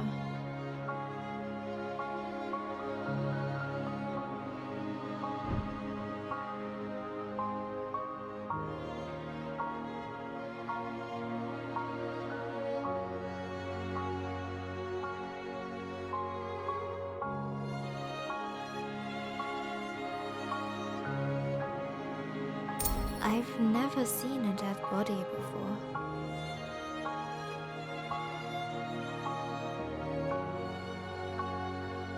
It might be scary.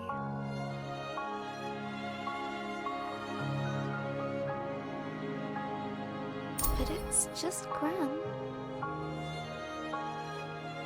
Right?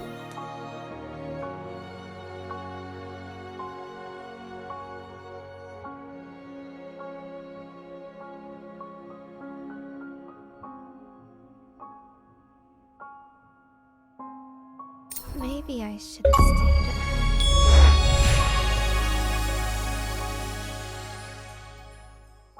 When we finally arrived, I wasn't so sure about being there at all. We went up the stairs to room 305.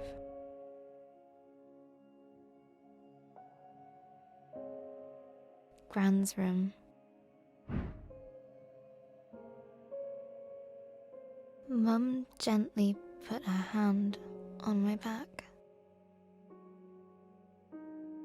and asked me if I wanted to wait outside. I said yes.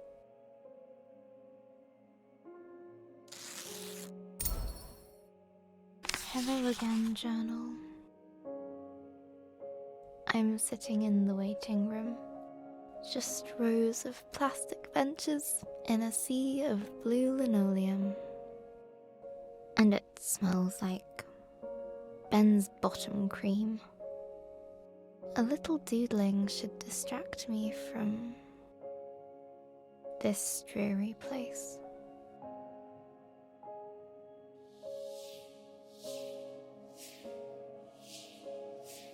Dad's calling me. Dad had his arm round Mum as they came out of Gran's room. I've never seen her like this. Mums aren't supposed to cry. They're strong. They're meant to know what to do. Always. I guess losing your own mum makes you feel like a kid again. The drive home was a quiet one again. It's silly, but I keep thinking back to Gran's favourite vase, the one Grandad gave her. I was running in the house, even though Gran had told me not to. I still remember the noise of the vase smashing into little pieces. Gran was there in an instant. I waited for her to shout. She didn't. She just looked sad. And somehow, that was worse. Gran wouldn't let me pick up the pieces. She found every single one and carried them into the kitchen.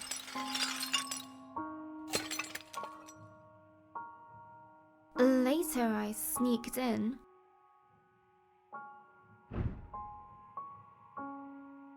With a tube of glue in hand.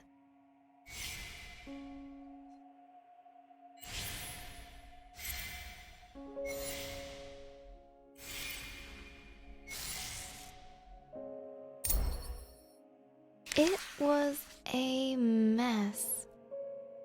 I got glue everywhere. But Gran smiled when she saw the vase. She put it in the cupboard. Later I found it again.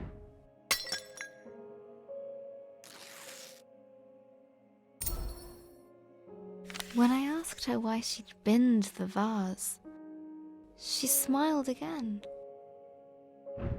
Gran always says,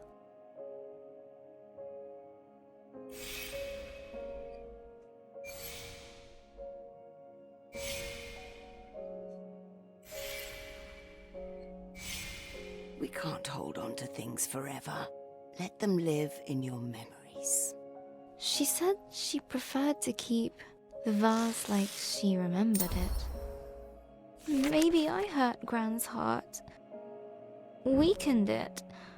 That can happen, can't it? Maybe this is all my fault. I shouldn't have run in the house. Now everything is broken. If I'd started my story sooner, Gran could have read it. It might have helped. I could have fixed. I would have fixed her heart.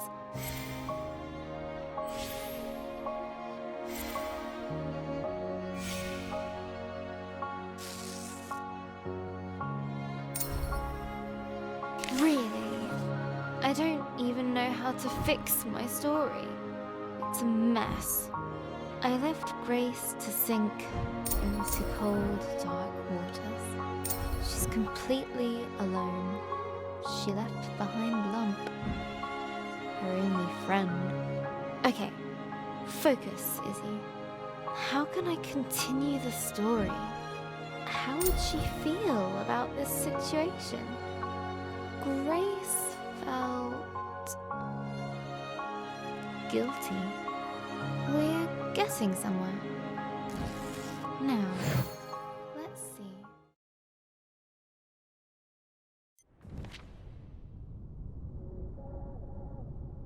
Been true to their offer. Still, the water closing over her felt like death. Cold and terrifying.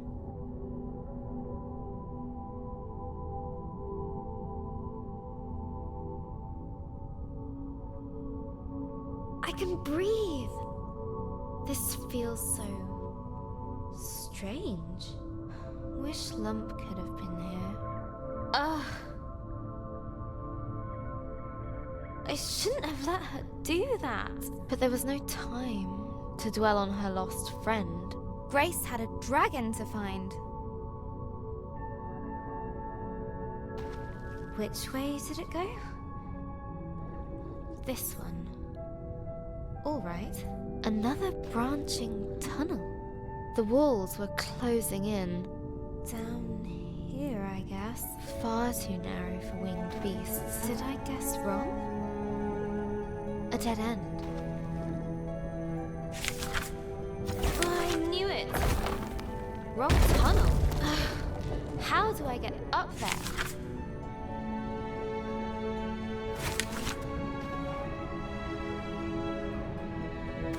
Ha!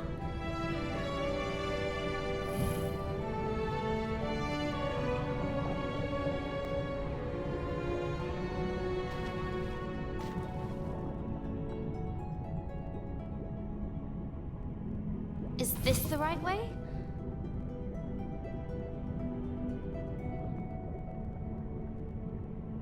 Or maybe here? I just don't know. I wish I could ask Lump. But Grace had let Lump go.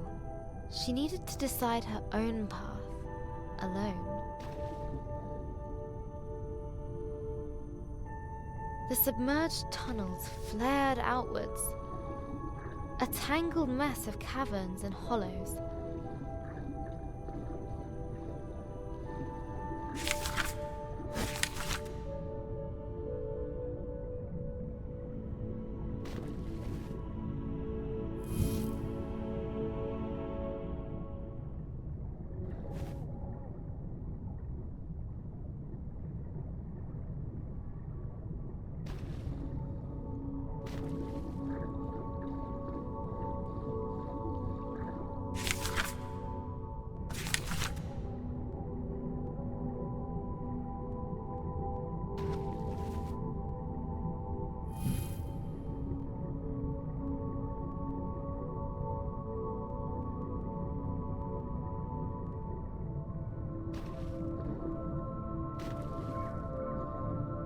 Twisting and turning. Bending with almost malicious intent.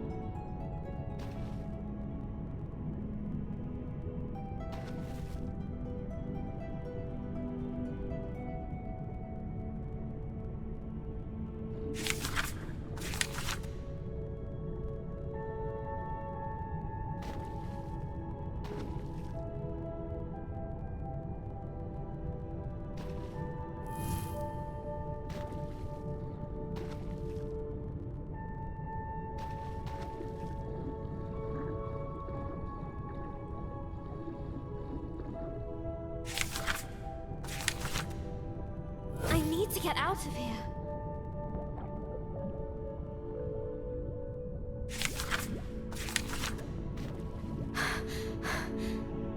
Breathe, Grace, breathe.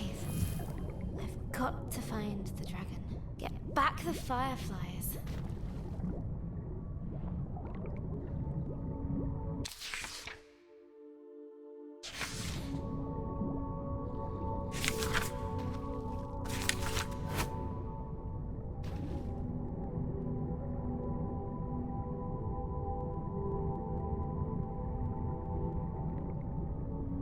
You can do this, Grace. No! Gah!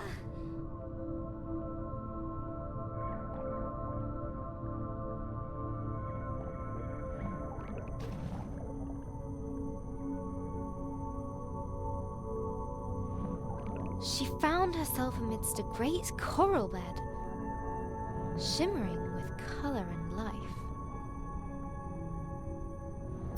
No! I have no beautiful, and now broken. It grows back, right?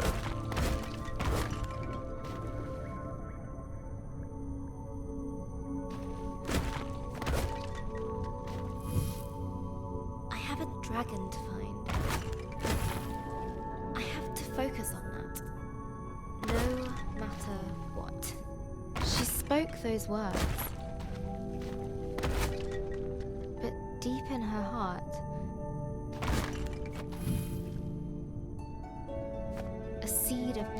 doubt took root.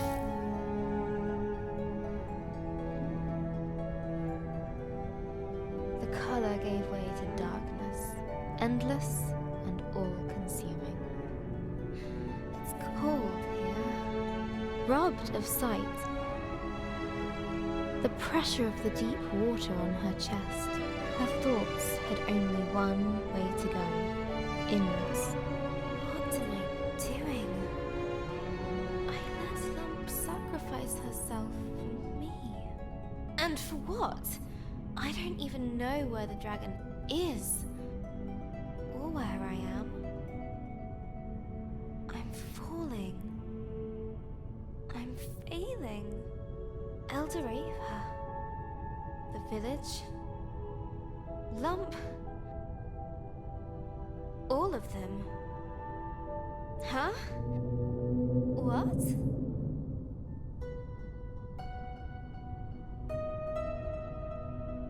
Air?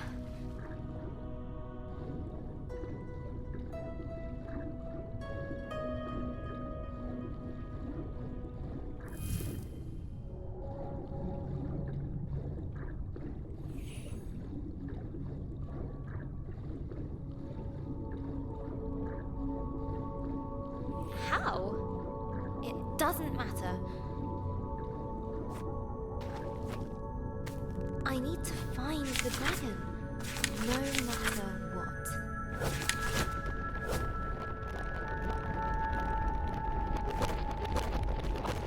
A cold determination gripped her.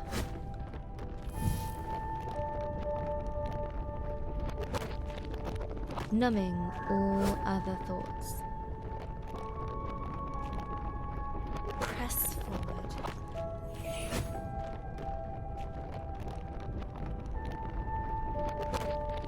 Get to the dragon.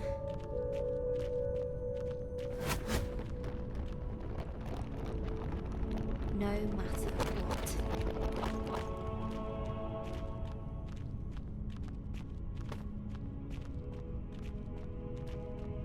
There was just the way forward, barred by an indestructible metal door.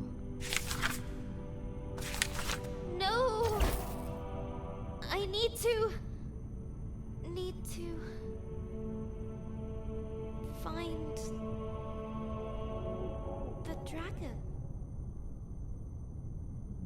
Grace could no longer ignore the seed of doubt.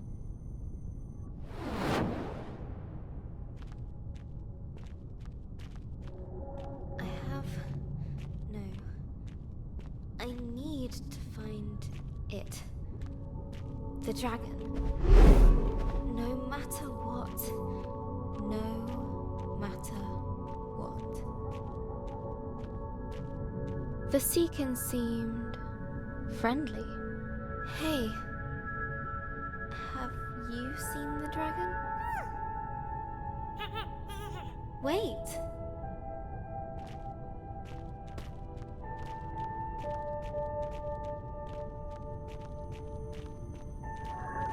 A host of them greeted her with curious chatter, warm and welcoming. Have you seen the dragon? Please. No.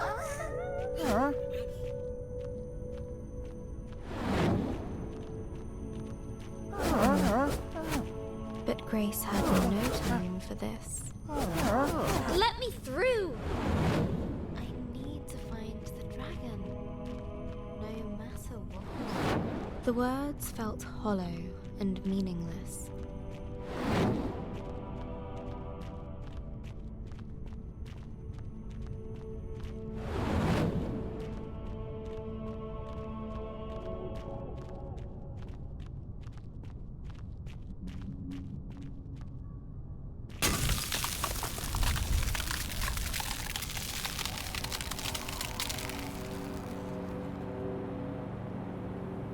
Freezing cold blanketed Grace. There was comfort in its numbing embrace. She wished she could stay.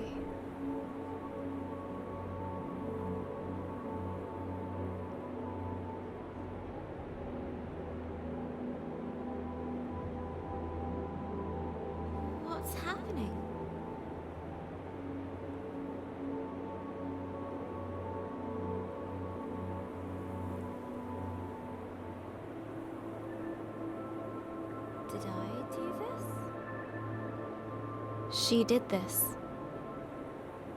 Is this my fault? It was her fault. They're home.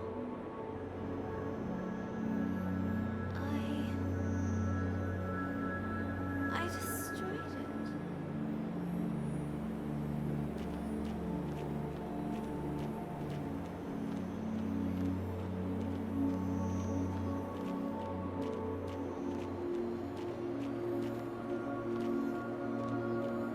A seekin, encased in ice.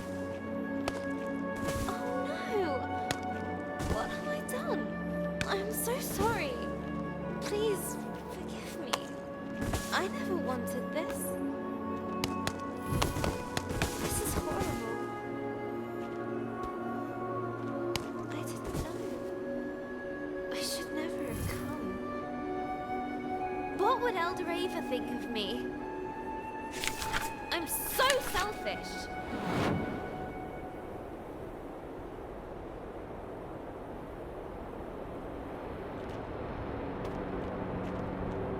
Guilt dogged her every step. Did you make me do this?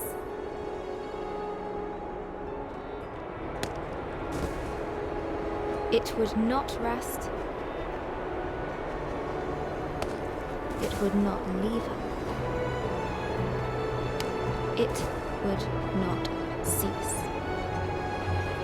Leave me alone!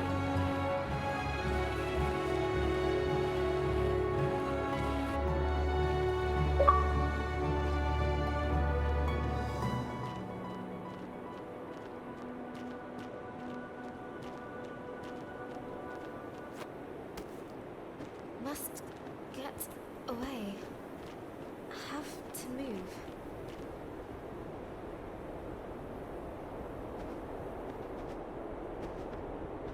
Need to escape.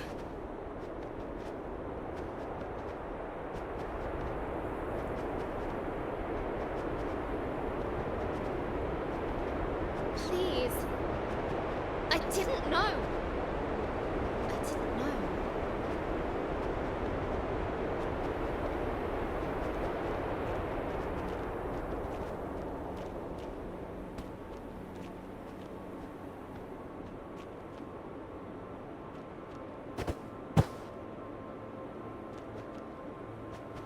The creature looked at her as if it could see into her very soul.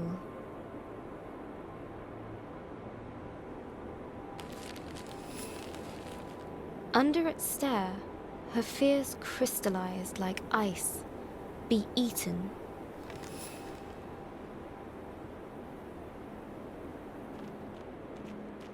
You'll consume me until there's nothing left. I can't let that happen.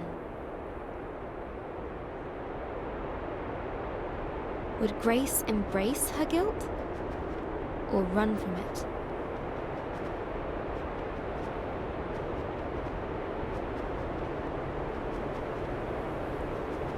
Have to fight it.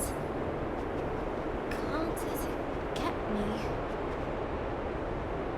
Must keep moving.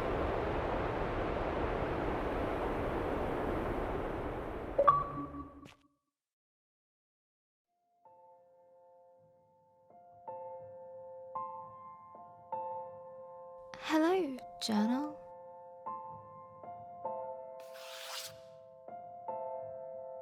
Dear Journal. Hi, Journal.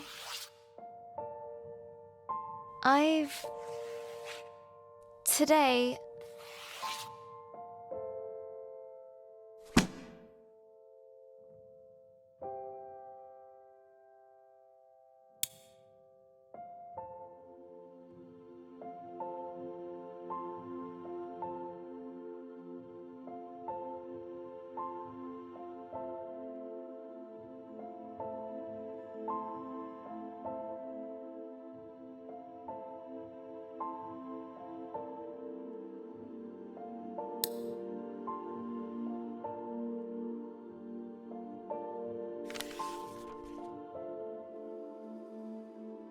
Hello, stranger. I've been thinking a lot about... My dream is to become a writer. Yeah, right.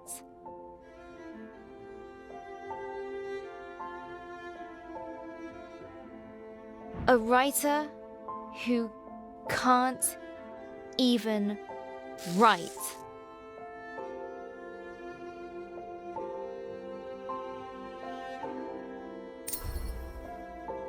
Okay. Find something simple to start with. What did I do today? Today I got up. I had breakfast. I tried watching the telly. That's it. I'm going back to bed. Hi, journal. Another day. Each time I wake up, for the tiniest of moments,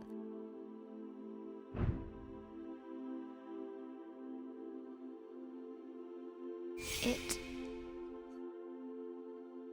isn't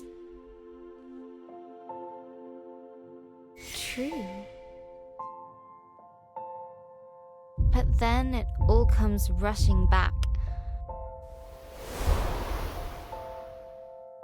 It is true.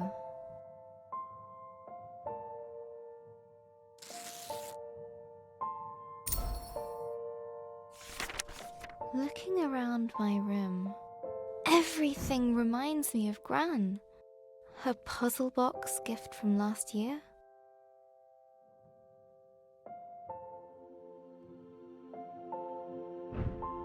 The magic tank we made during the holiday.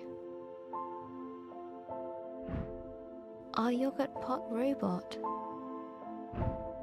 These paints Gran gave me. This pen. Even you, journal. She's everywhere. And all of it feels broken. Today is Ben's birthday. Dad baked a cake. Mum insisted that I come down and have some. It tasted like nothing. Everything does. Mum said we need to send out invitations to the funeral. How can she think about that? She's ready to shove Gran into a box like a pet goldfish.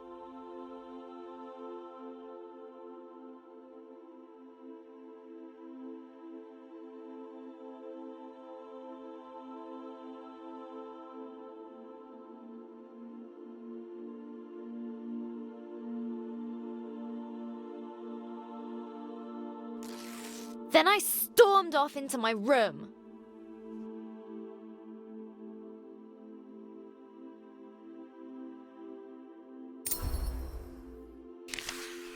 Later, Dad came up for some well-meant dad talk.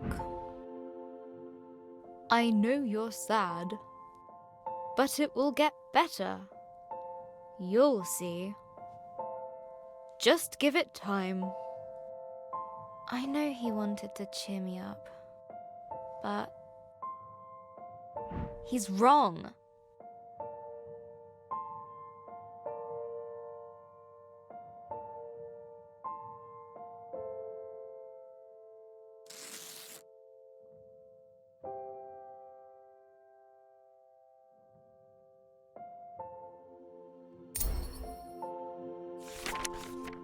The world feels very dark now.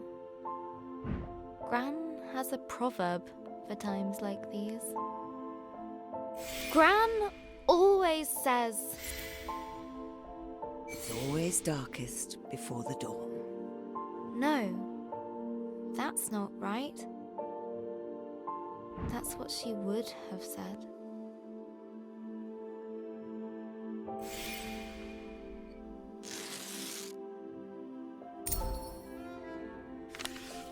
I keep thinking about all the things Gran won't get to see.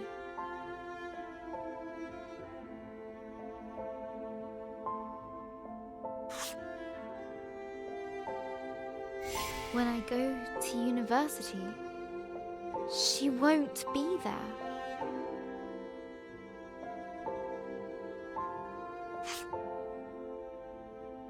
When I get my first job, she won't be there.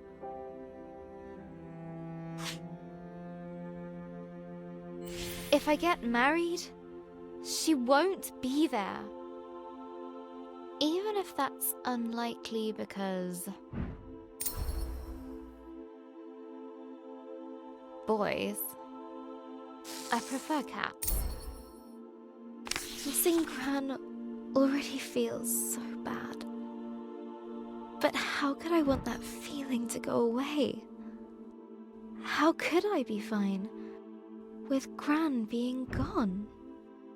I'm going to have to feel like this forever.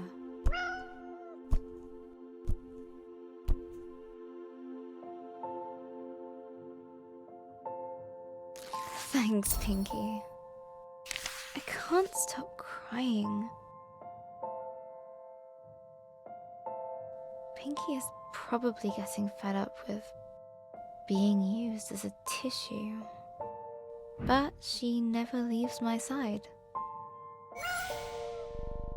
I think that means get back to writing your story.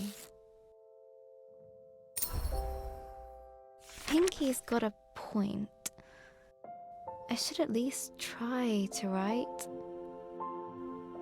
I can't leave Grace like that. She's as lost.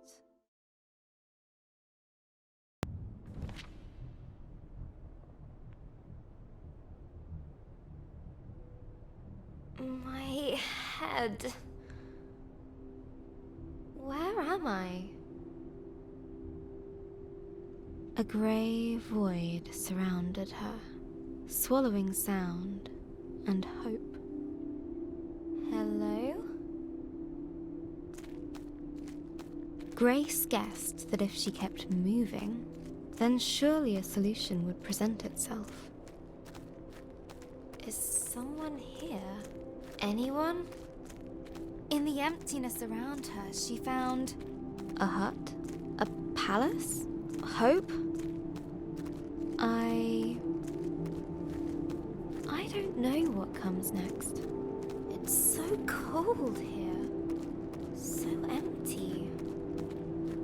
Just nothingness. I can't find the words. I'm never going to find the dragon. Or the fireflies. They won't come. The words just won't come anymore.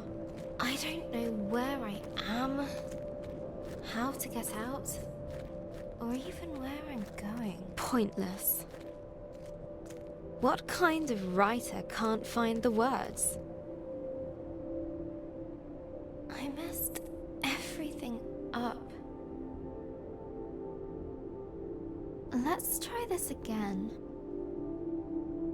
Grace awoke under an old tree in an unfamiliar land. I don't know if I can do this anymore.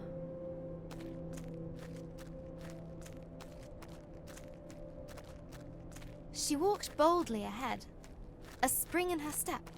I'm so tired. Grace knew she just had to keep going. What's the point? Put one foot in front of the other. I've failed. It's over. Whilst she still had breath left in her body, there was still hope. This is all my fault. I should just stop.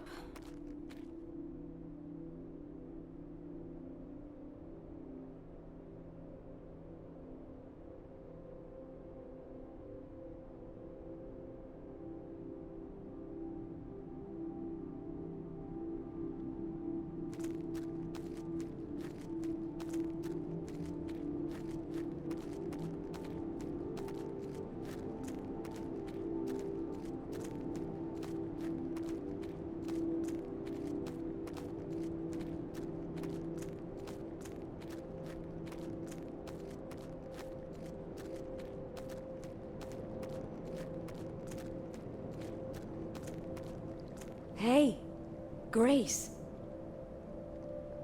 Leave me. Just leave me. Psst. Here. Where? I don't see a thing.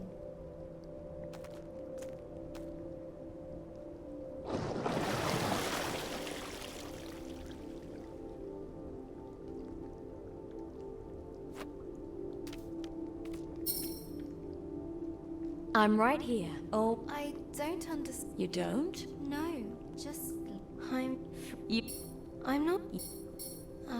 It sounds. I lost. I just don't. But it's. Every. Well, Think. okay. Go on. I didn't. Well then.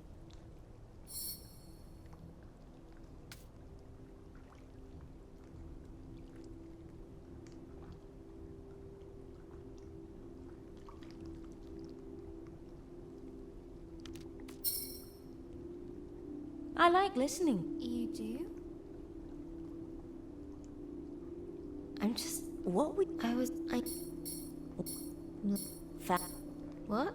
Then how can you. I guess. No one. I wish.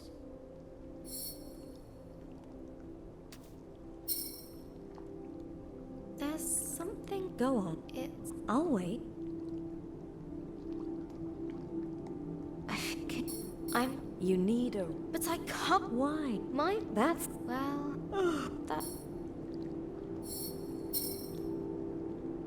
I want to know one more thing. You sound a lot. I do? Well then. It's nice of you to listen to me. Anytime. Yes.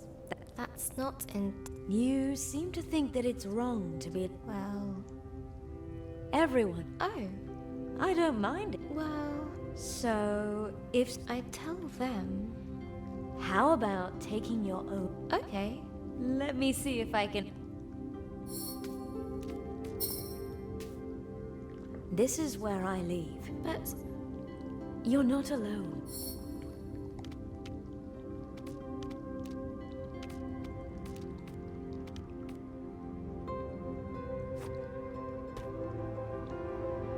Can I? Yes.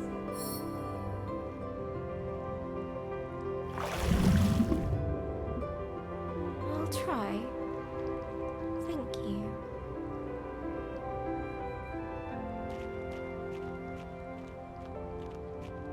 Here we go. Again.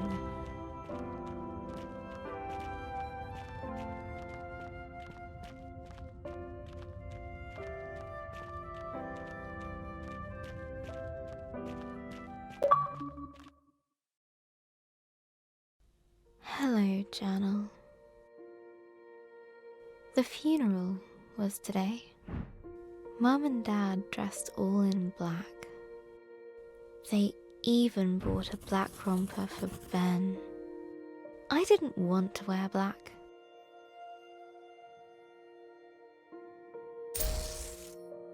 Gran thought black was depressing. That life was dark enough already.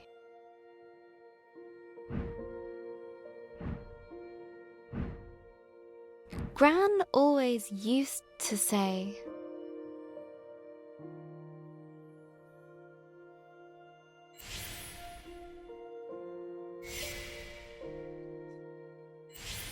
Colors are the music of nature. I'm starting to see what she meant. So I went to open my wardrobe.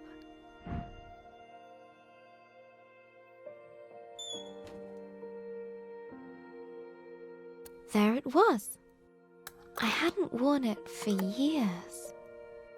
I remember Gran saying it was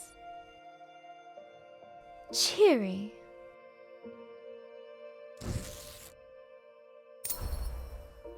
The funeral was outside, in the memorial garden. The sun was shining. the birds were singing. It was like they didn't know. The vicar had just started talking when Uncle Alan stepped into the fish pond.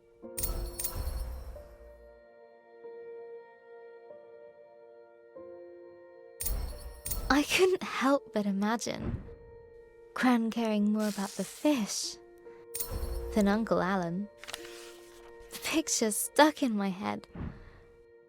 Gran running to the drenched Uncle Alan, grumbling at him for frightening the fish. It was too much. The laughter bubbled up inside me. Dad tried to look annoyed.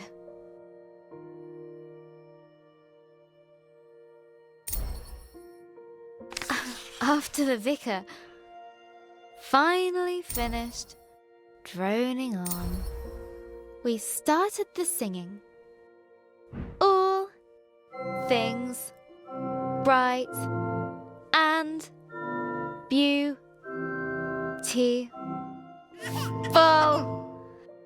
Ben started wailing.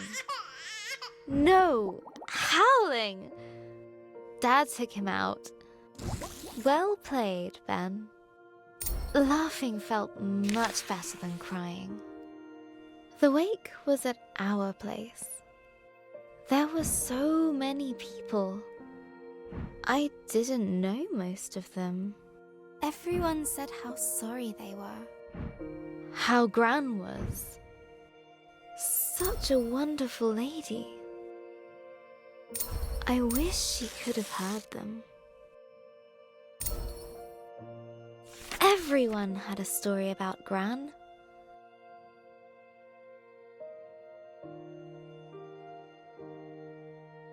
Like the time she hit a bully with her pencil box?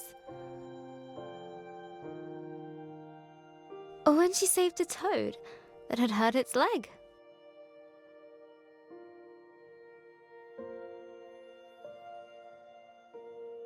Or how she decorated Mum's room like an underwater kingdom, so she could feel like a mermaid. That's so like her. One old lady told me how they used to bunk off work and go to the Glastonbury Music Festival.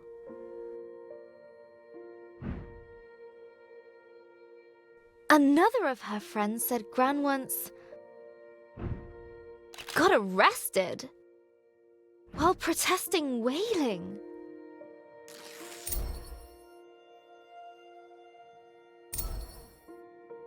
I expected this day to be terrible, Journal, and it was. But I didn't expect to smile or laugh, to be surprised, to feel happy that people loved Gran like I did.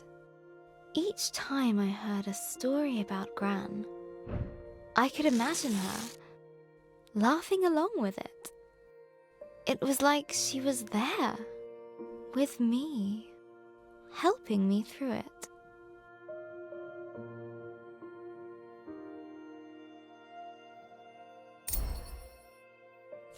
I still feel in pieces, Journal. Maybe there's a part of me that will always be sad, that will always miss her.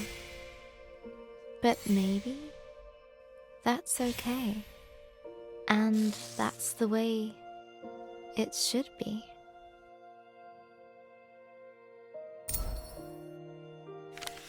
I don't know what happens after we die, but I think I know where we go. Into all the people who have ever cared about us. We make a sort of place for them in our hearts.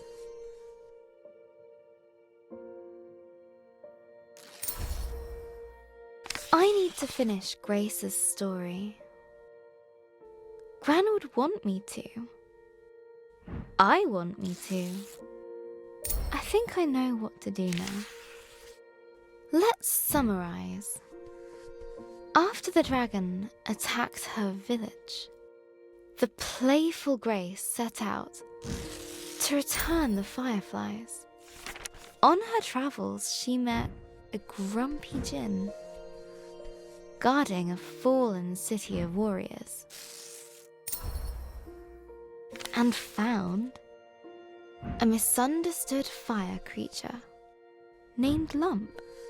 They became friends, but then Lump was forced to stay behind with the ancient ones in exchange for the gift of water breathing. Deep under the water, inside the lost Seakin Palace, chased by the shadow of remorse, Grace had her big moment of doubt, but she pulled through it all.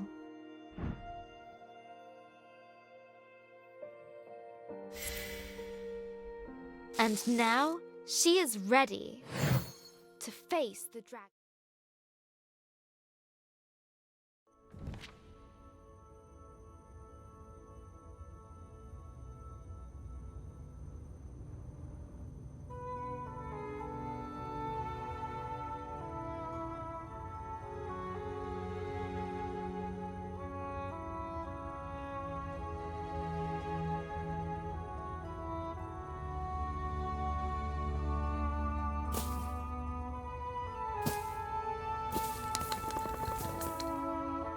You.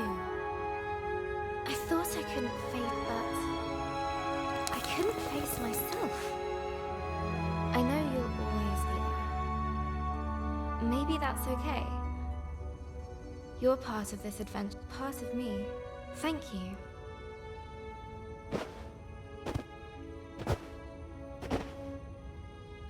Now, I will return the firefly. I'm coming for you. With her confidence renewed, a newfound power coursed through her. I feel like I can do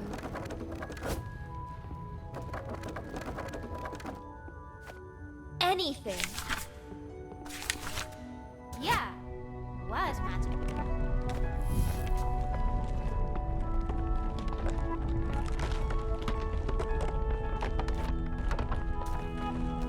Light as a feather.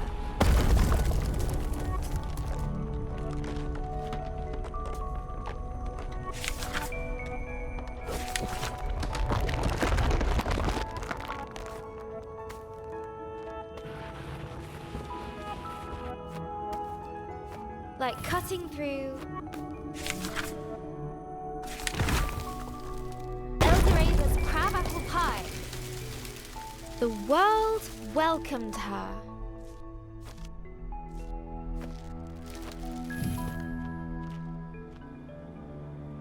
Forward!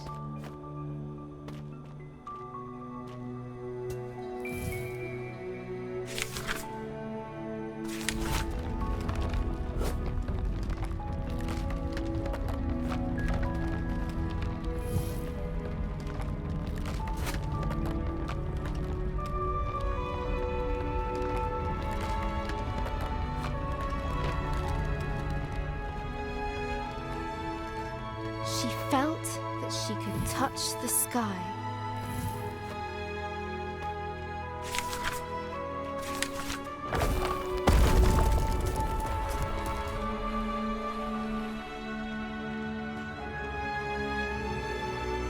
A tall tower loomed overhead. Many moons had shone above since first it was built. Another obstacle? Ha!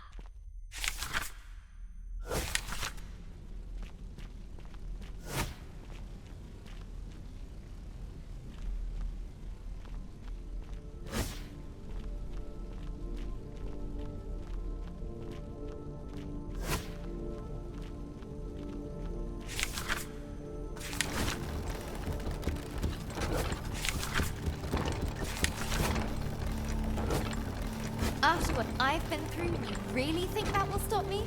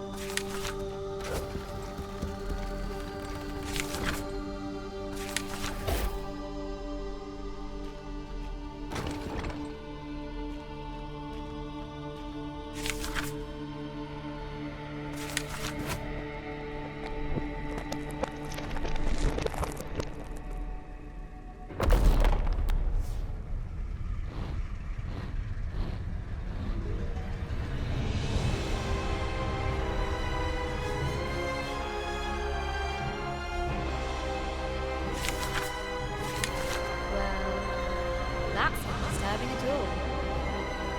Grace's voice echoed over the age-old crumbling stones. A lone figure stood, unbowed, defiant.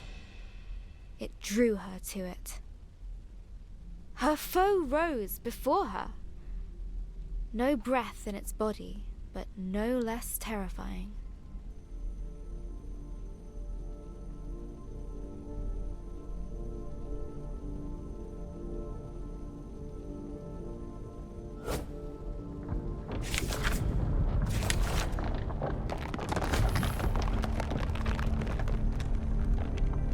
Let's hope I'm up to the...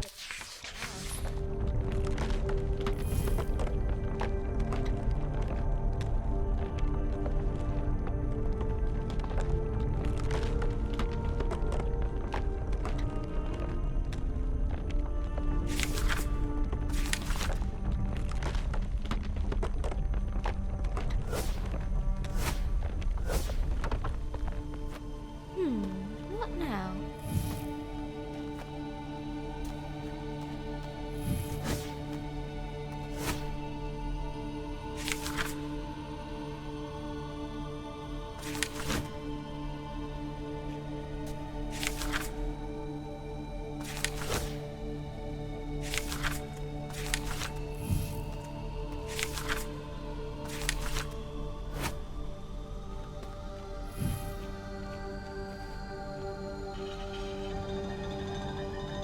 Nothing's moving.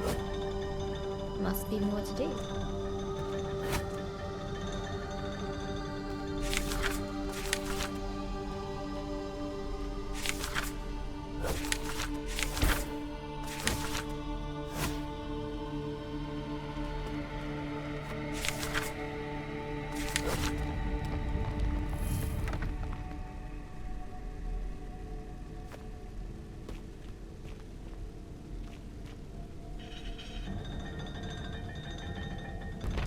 That's it!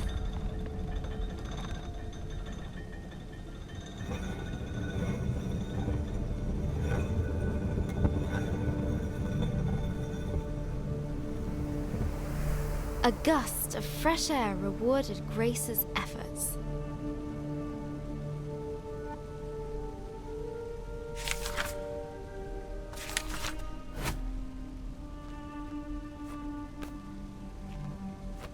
All right!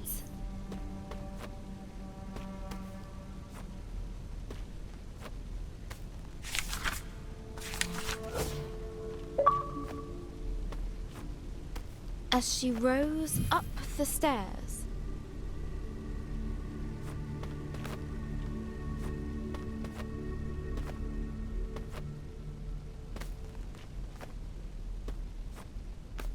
Grace knew the tower's purpose.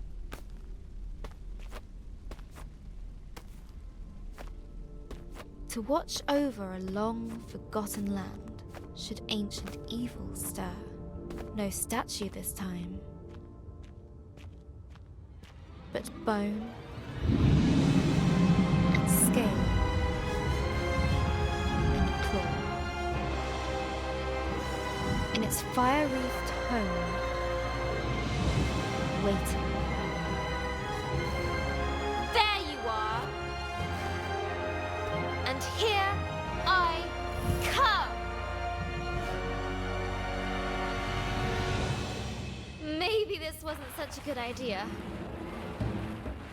It was a great idea! Woo! Ha-ha!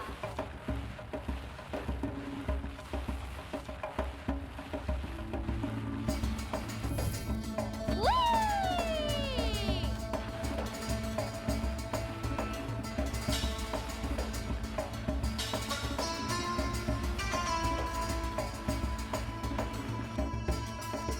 Round 2.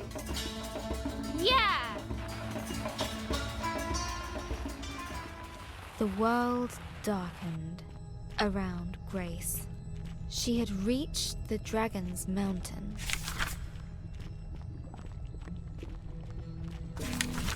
For the first time, Grace felt no fear. She knew she had all she needed. Before her, a molten sea stretched into the distance. It did not slow her down. I laugh in the face of lava.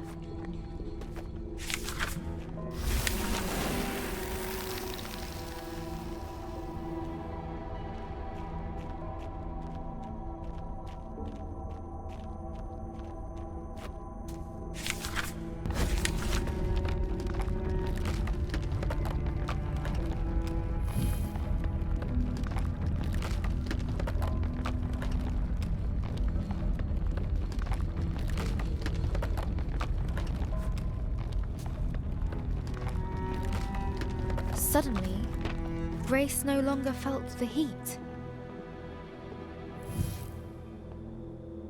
In its stead, a cold dread crept up her spine.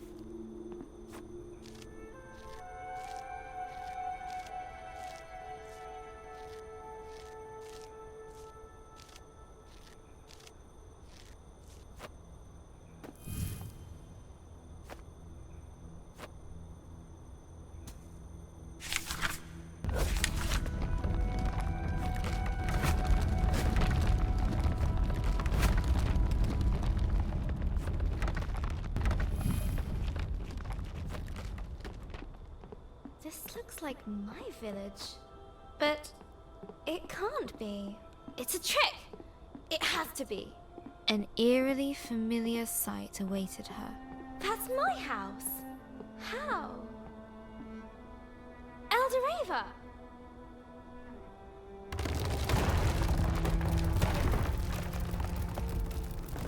No!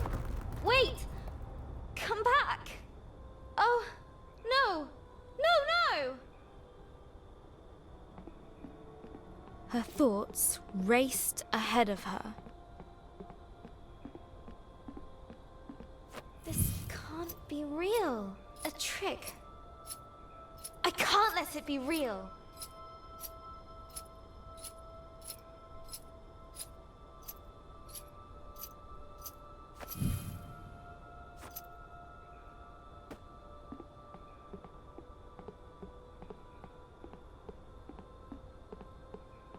She gripped the chain with furious determination.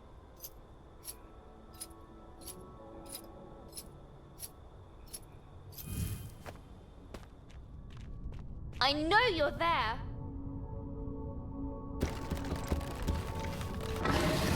Roar all you like. It won't stop me.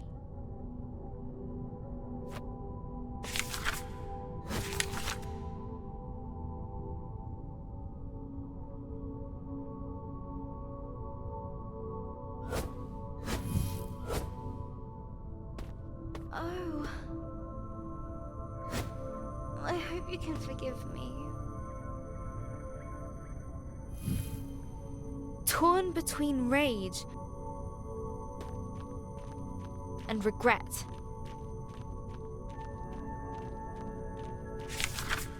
Grace pushed ever upwards.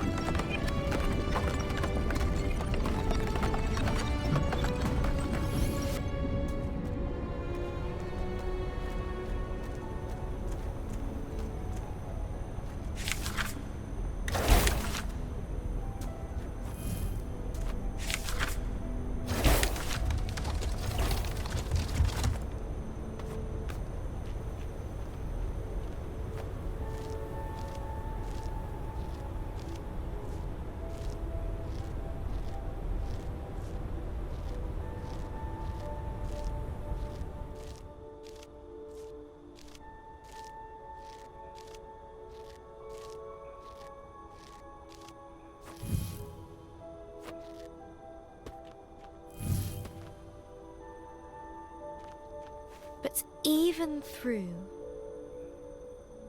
adversity within and without, her determination shone bright. She had grown.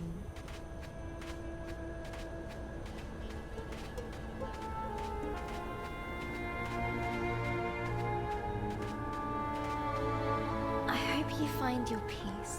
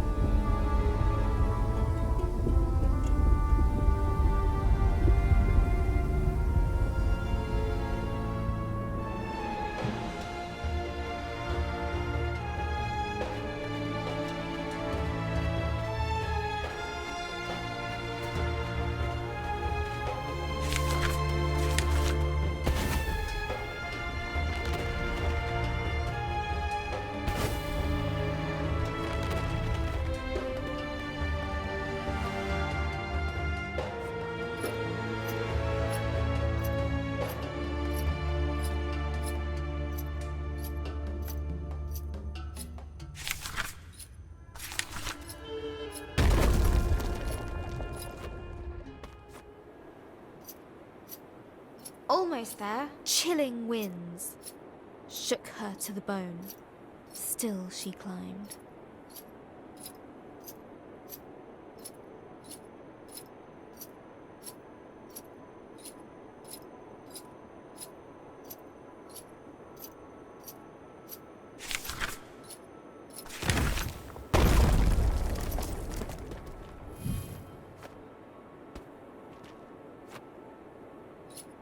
Almost there!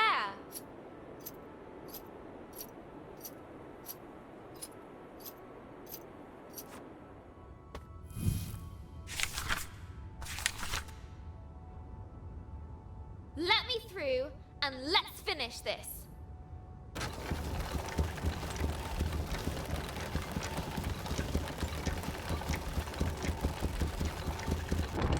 Glad we're on the same page.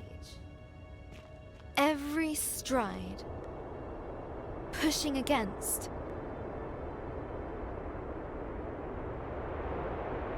Storm and snow.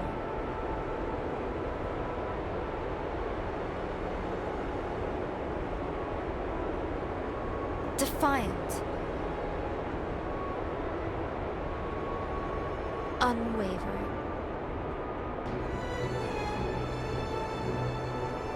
One step after the other.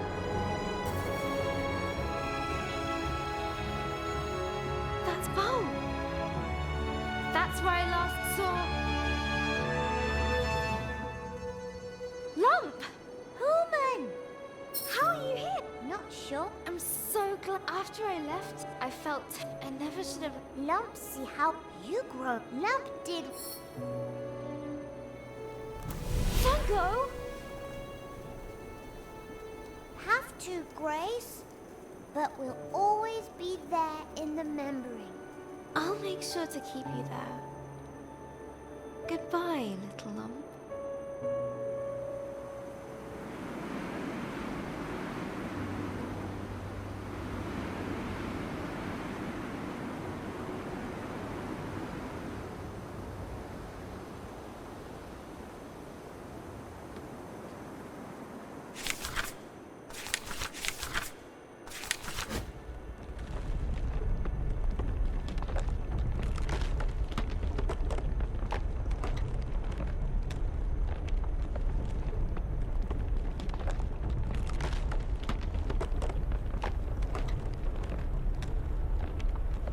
Hello, dragon. Here I come. Finally. Grace readied herself for a confrontation.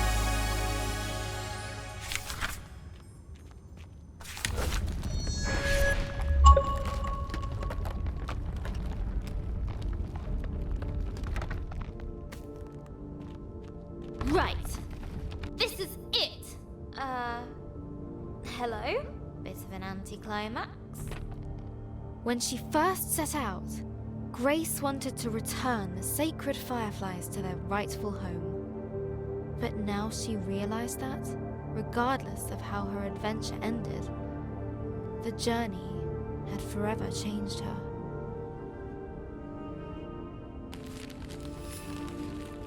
Standing there, she felt calm.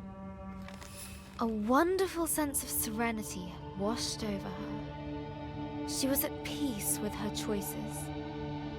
She no longer feared the darkness. Show yourself! I am here to do what must be done.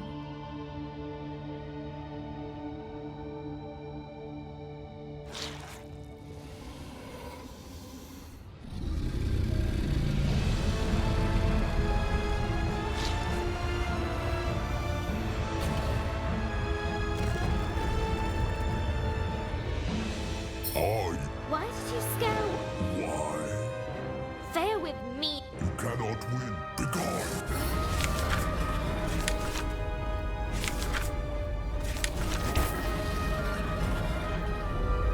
You can't just make me disappear. I am the Unmaker, the ender of world. Not this one. All things must come to an end. Your friends, your family, you. Not if... In time, ponder.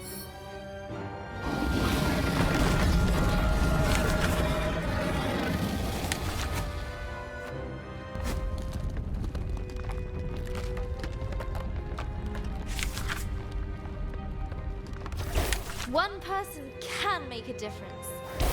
I know that now. You have been reading the wrong stories, little one. Sometimes things just end.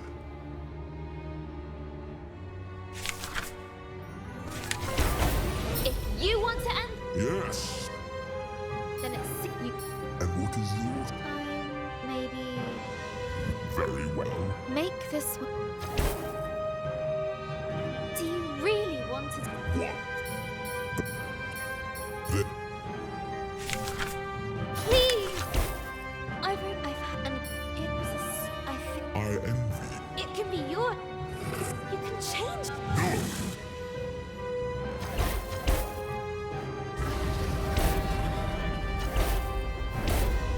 What?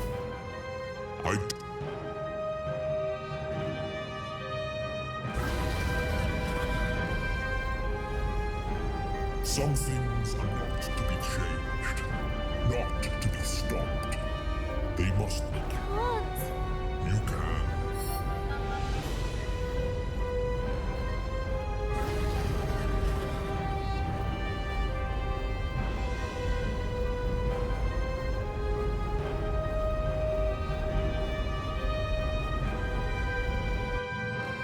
Learn to dream again.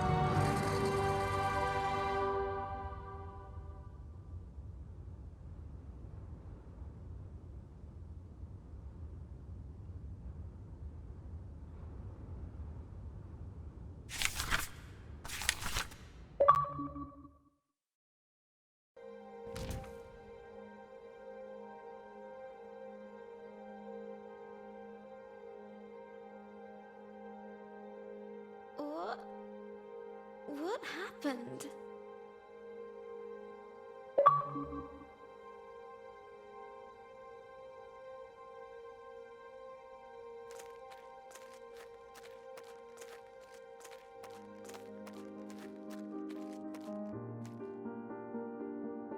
It's all gone, I'm afraid.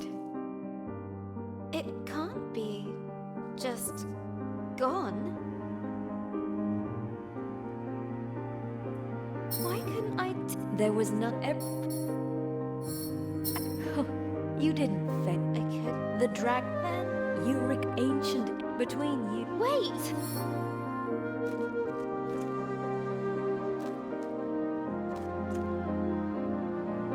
Come back! Please come back.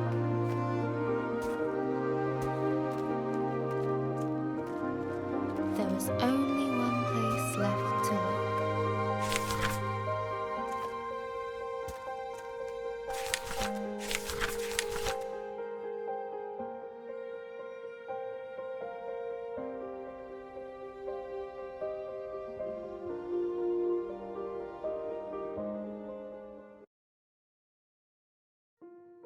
Astoria was gone, but the fireflies still remained, waiting for a new beginning.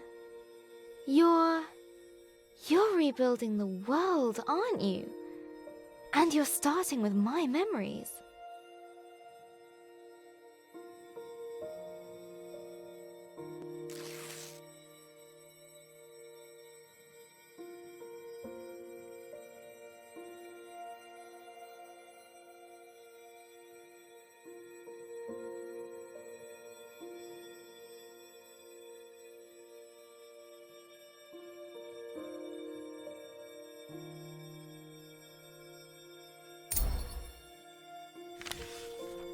A fruitful work.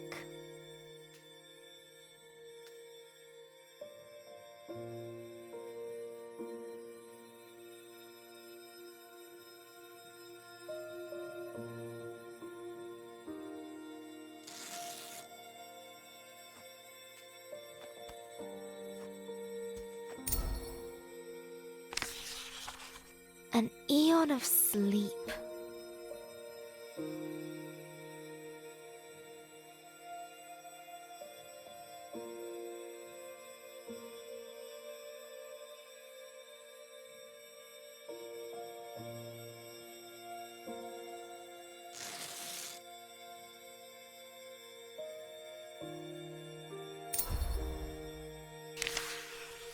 A remembrance of home.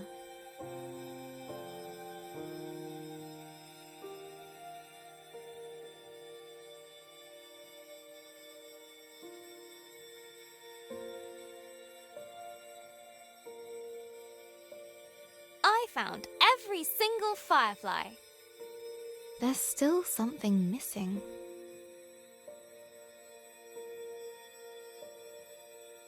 Hey, you're still here, Firefly. Can you help? That's it, Firefly. Now you're ready for a new story. And I have to say goodbye too. Thank you, Firefly.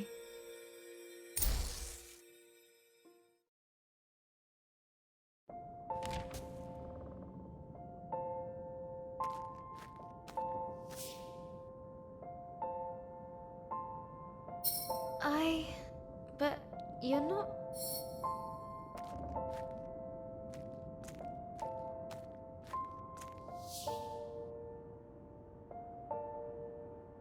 You knew...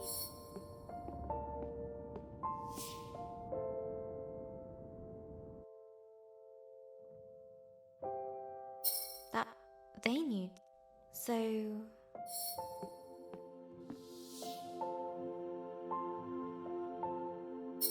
That's why I'll hold you close.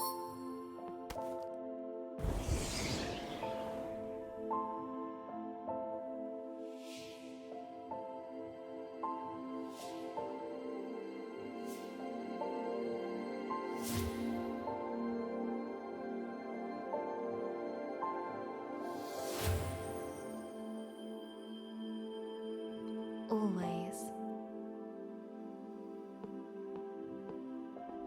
Let's see what adventures lie ahead.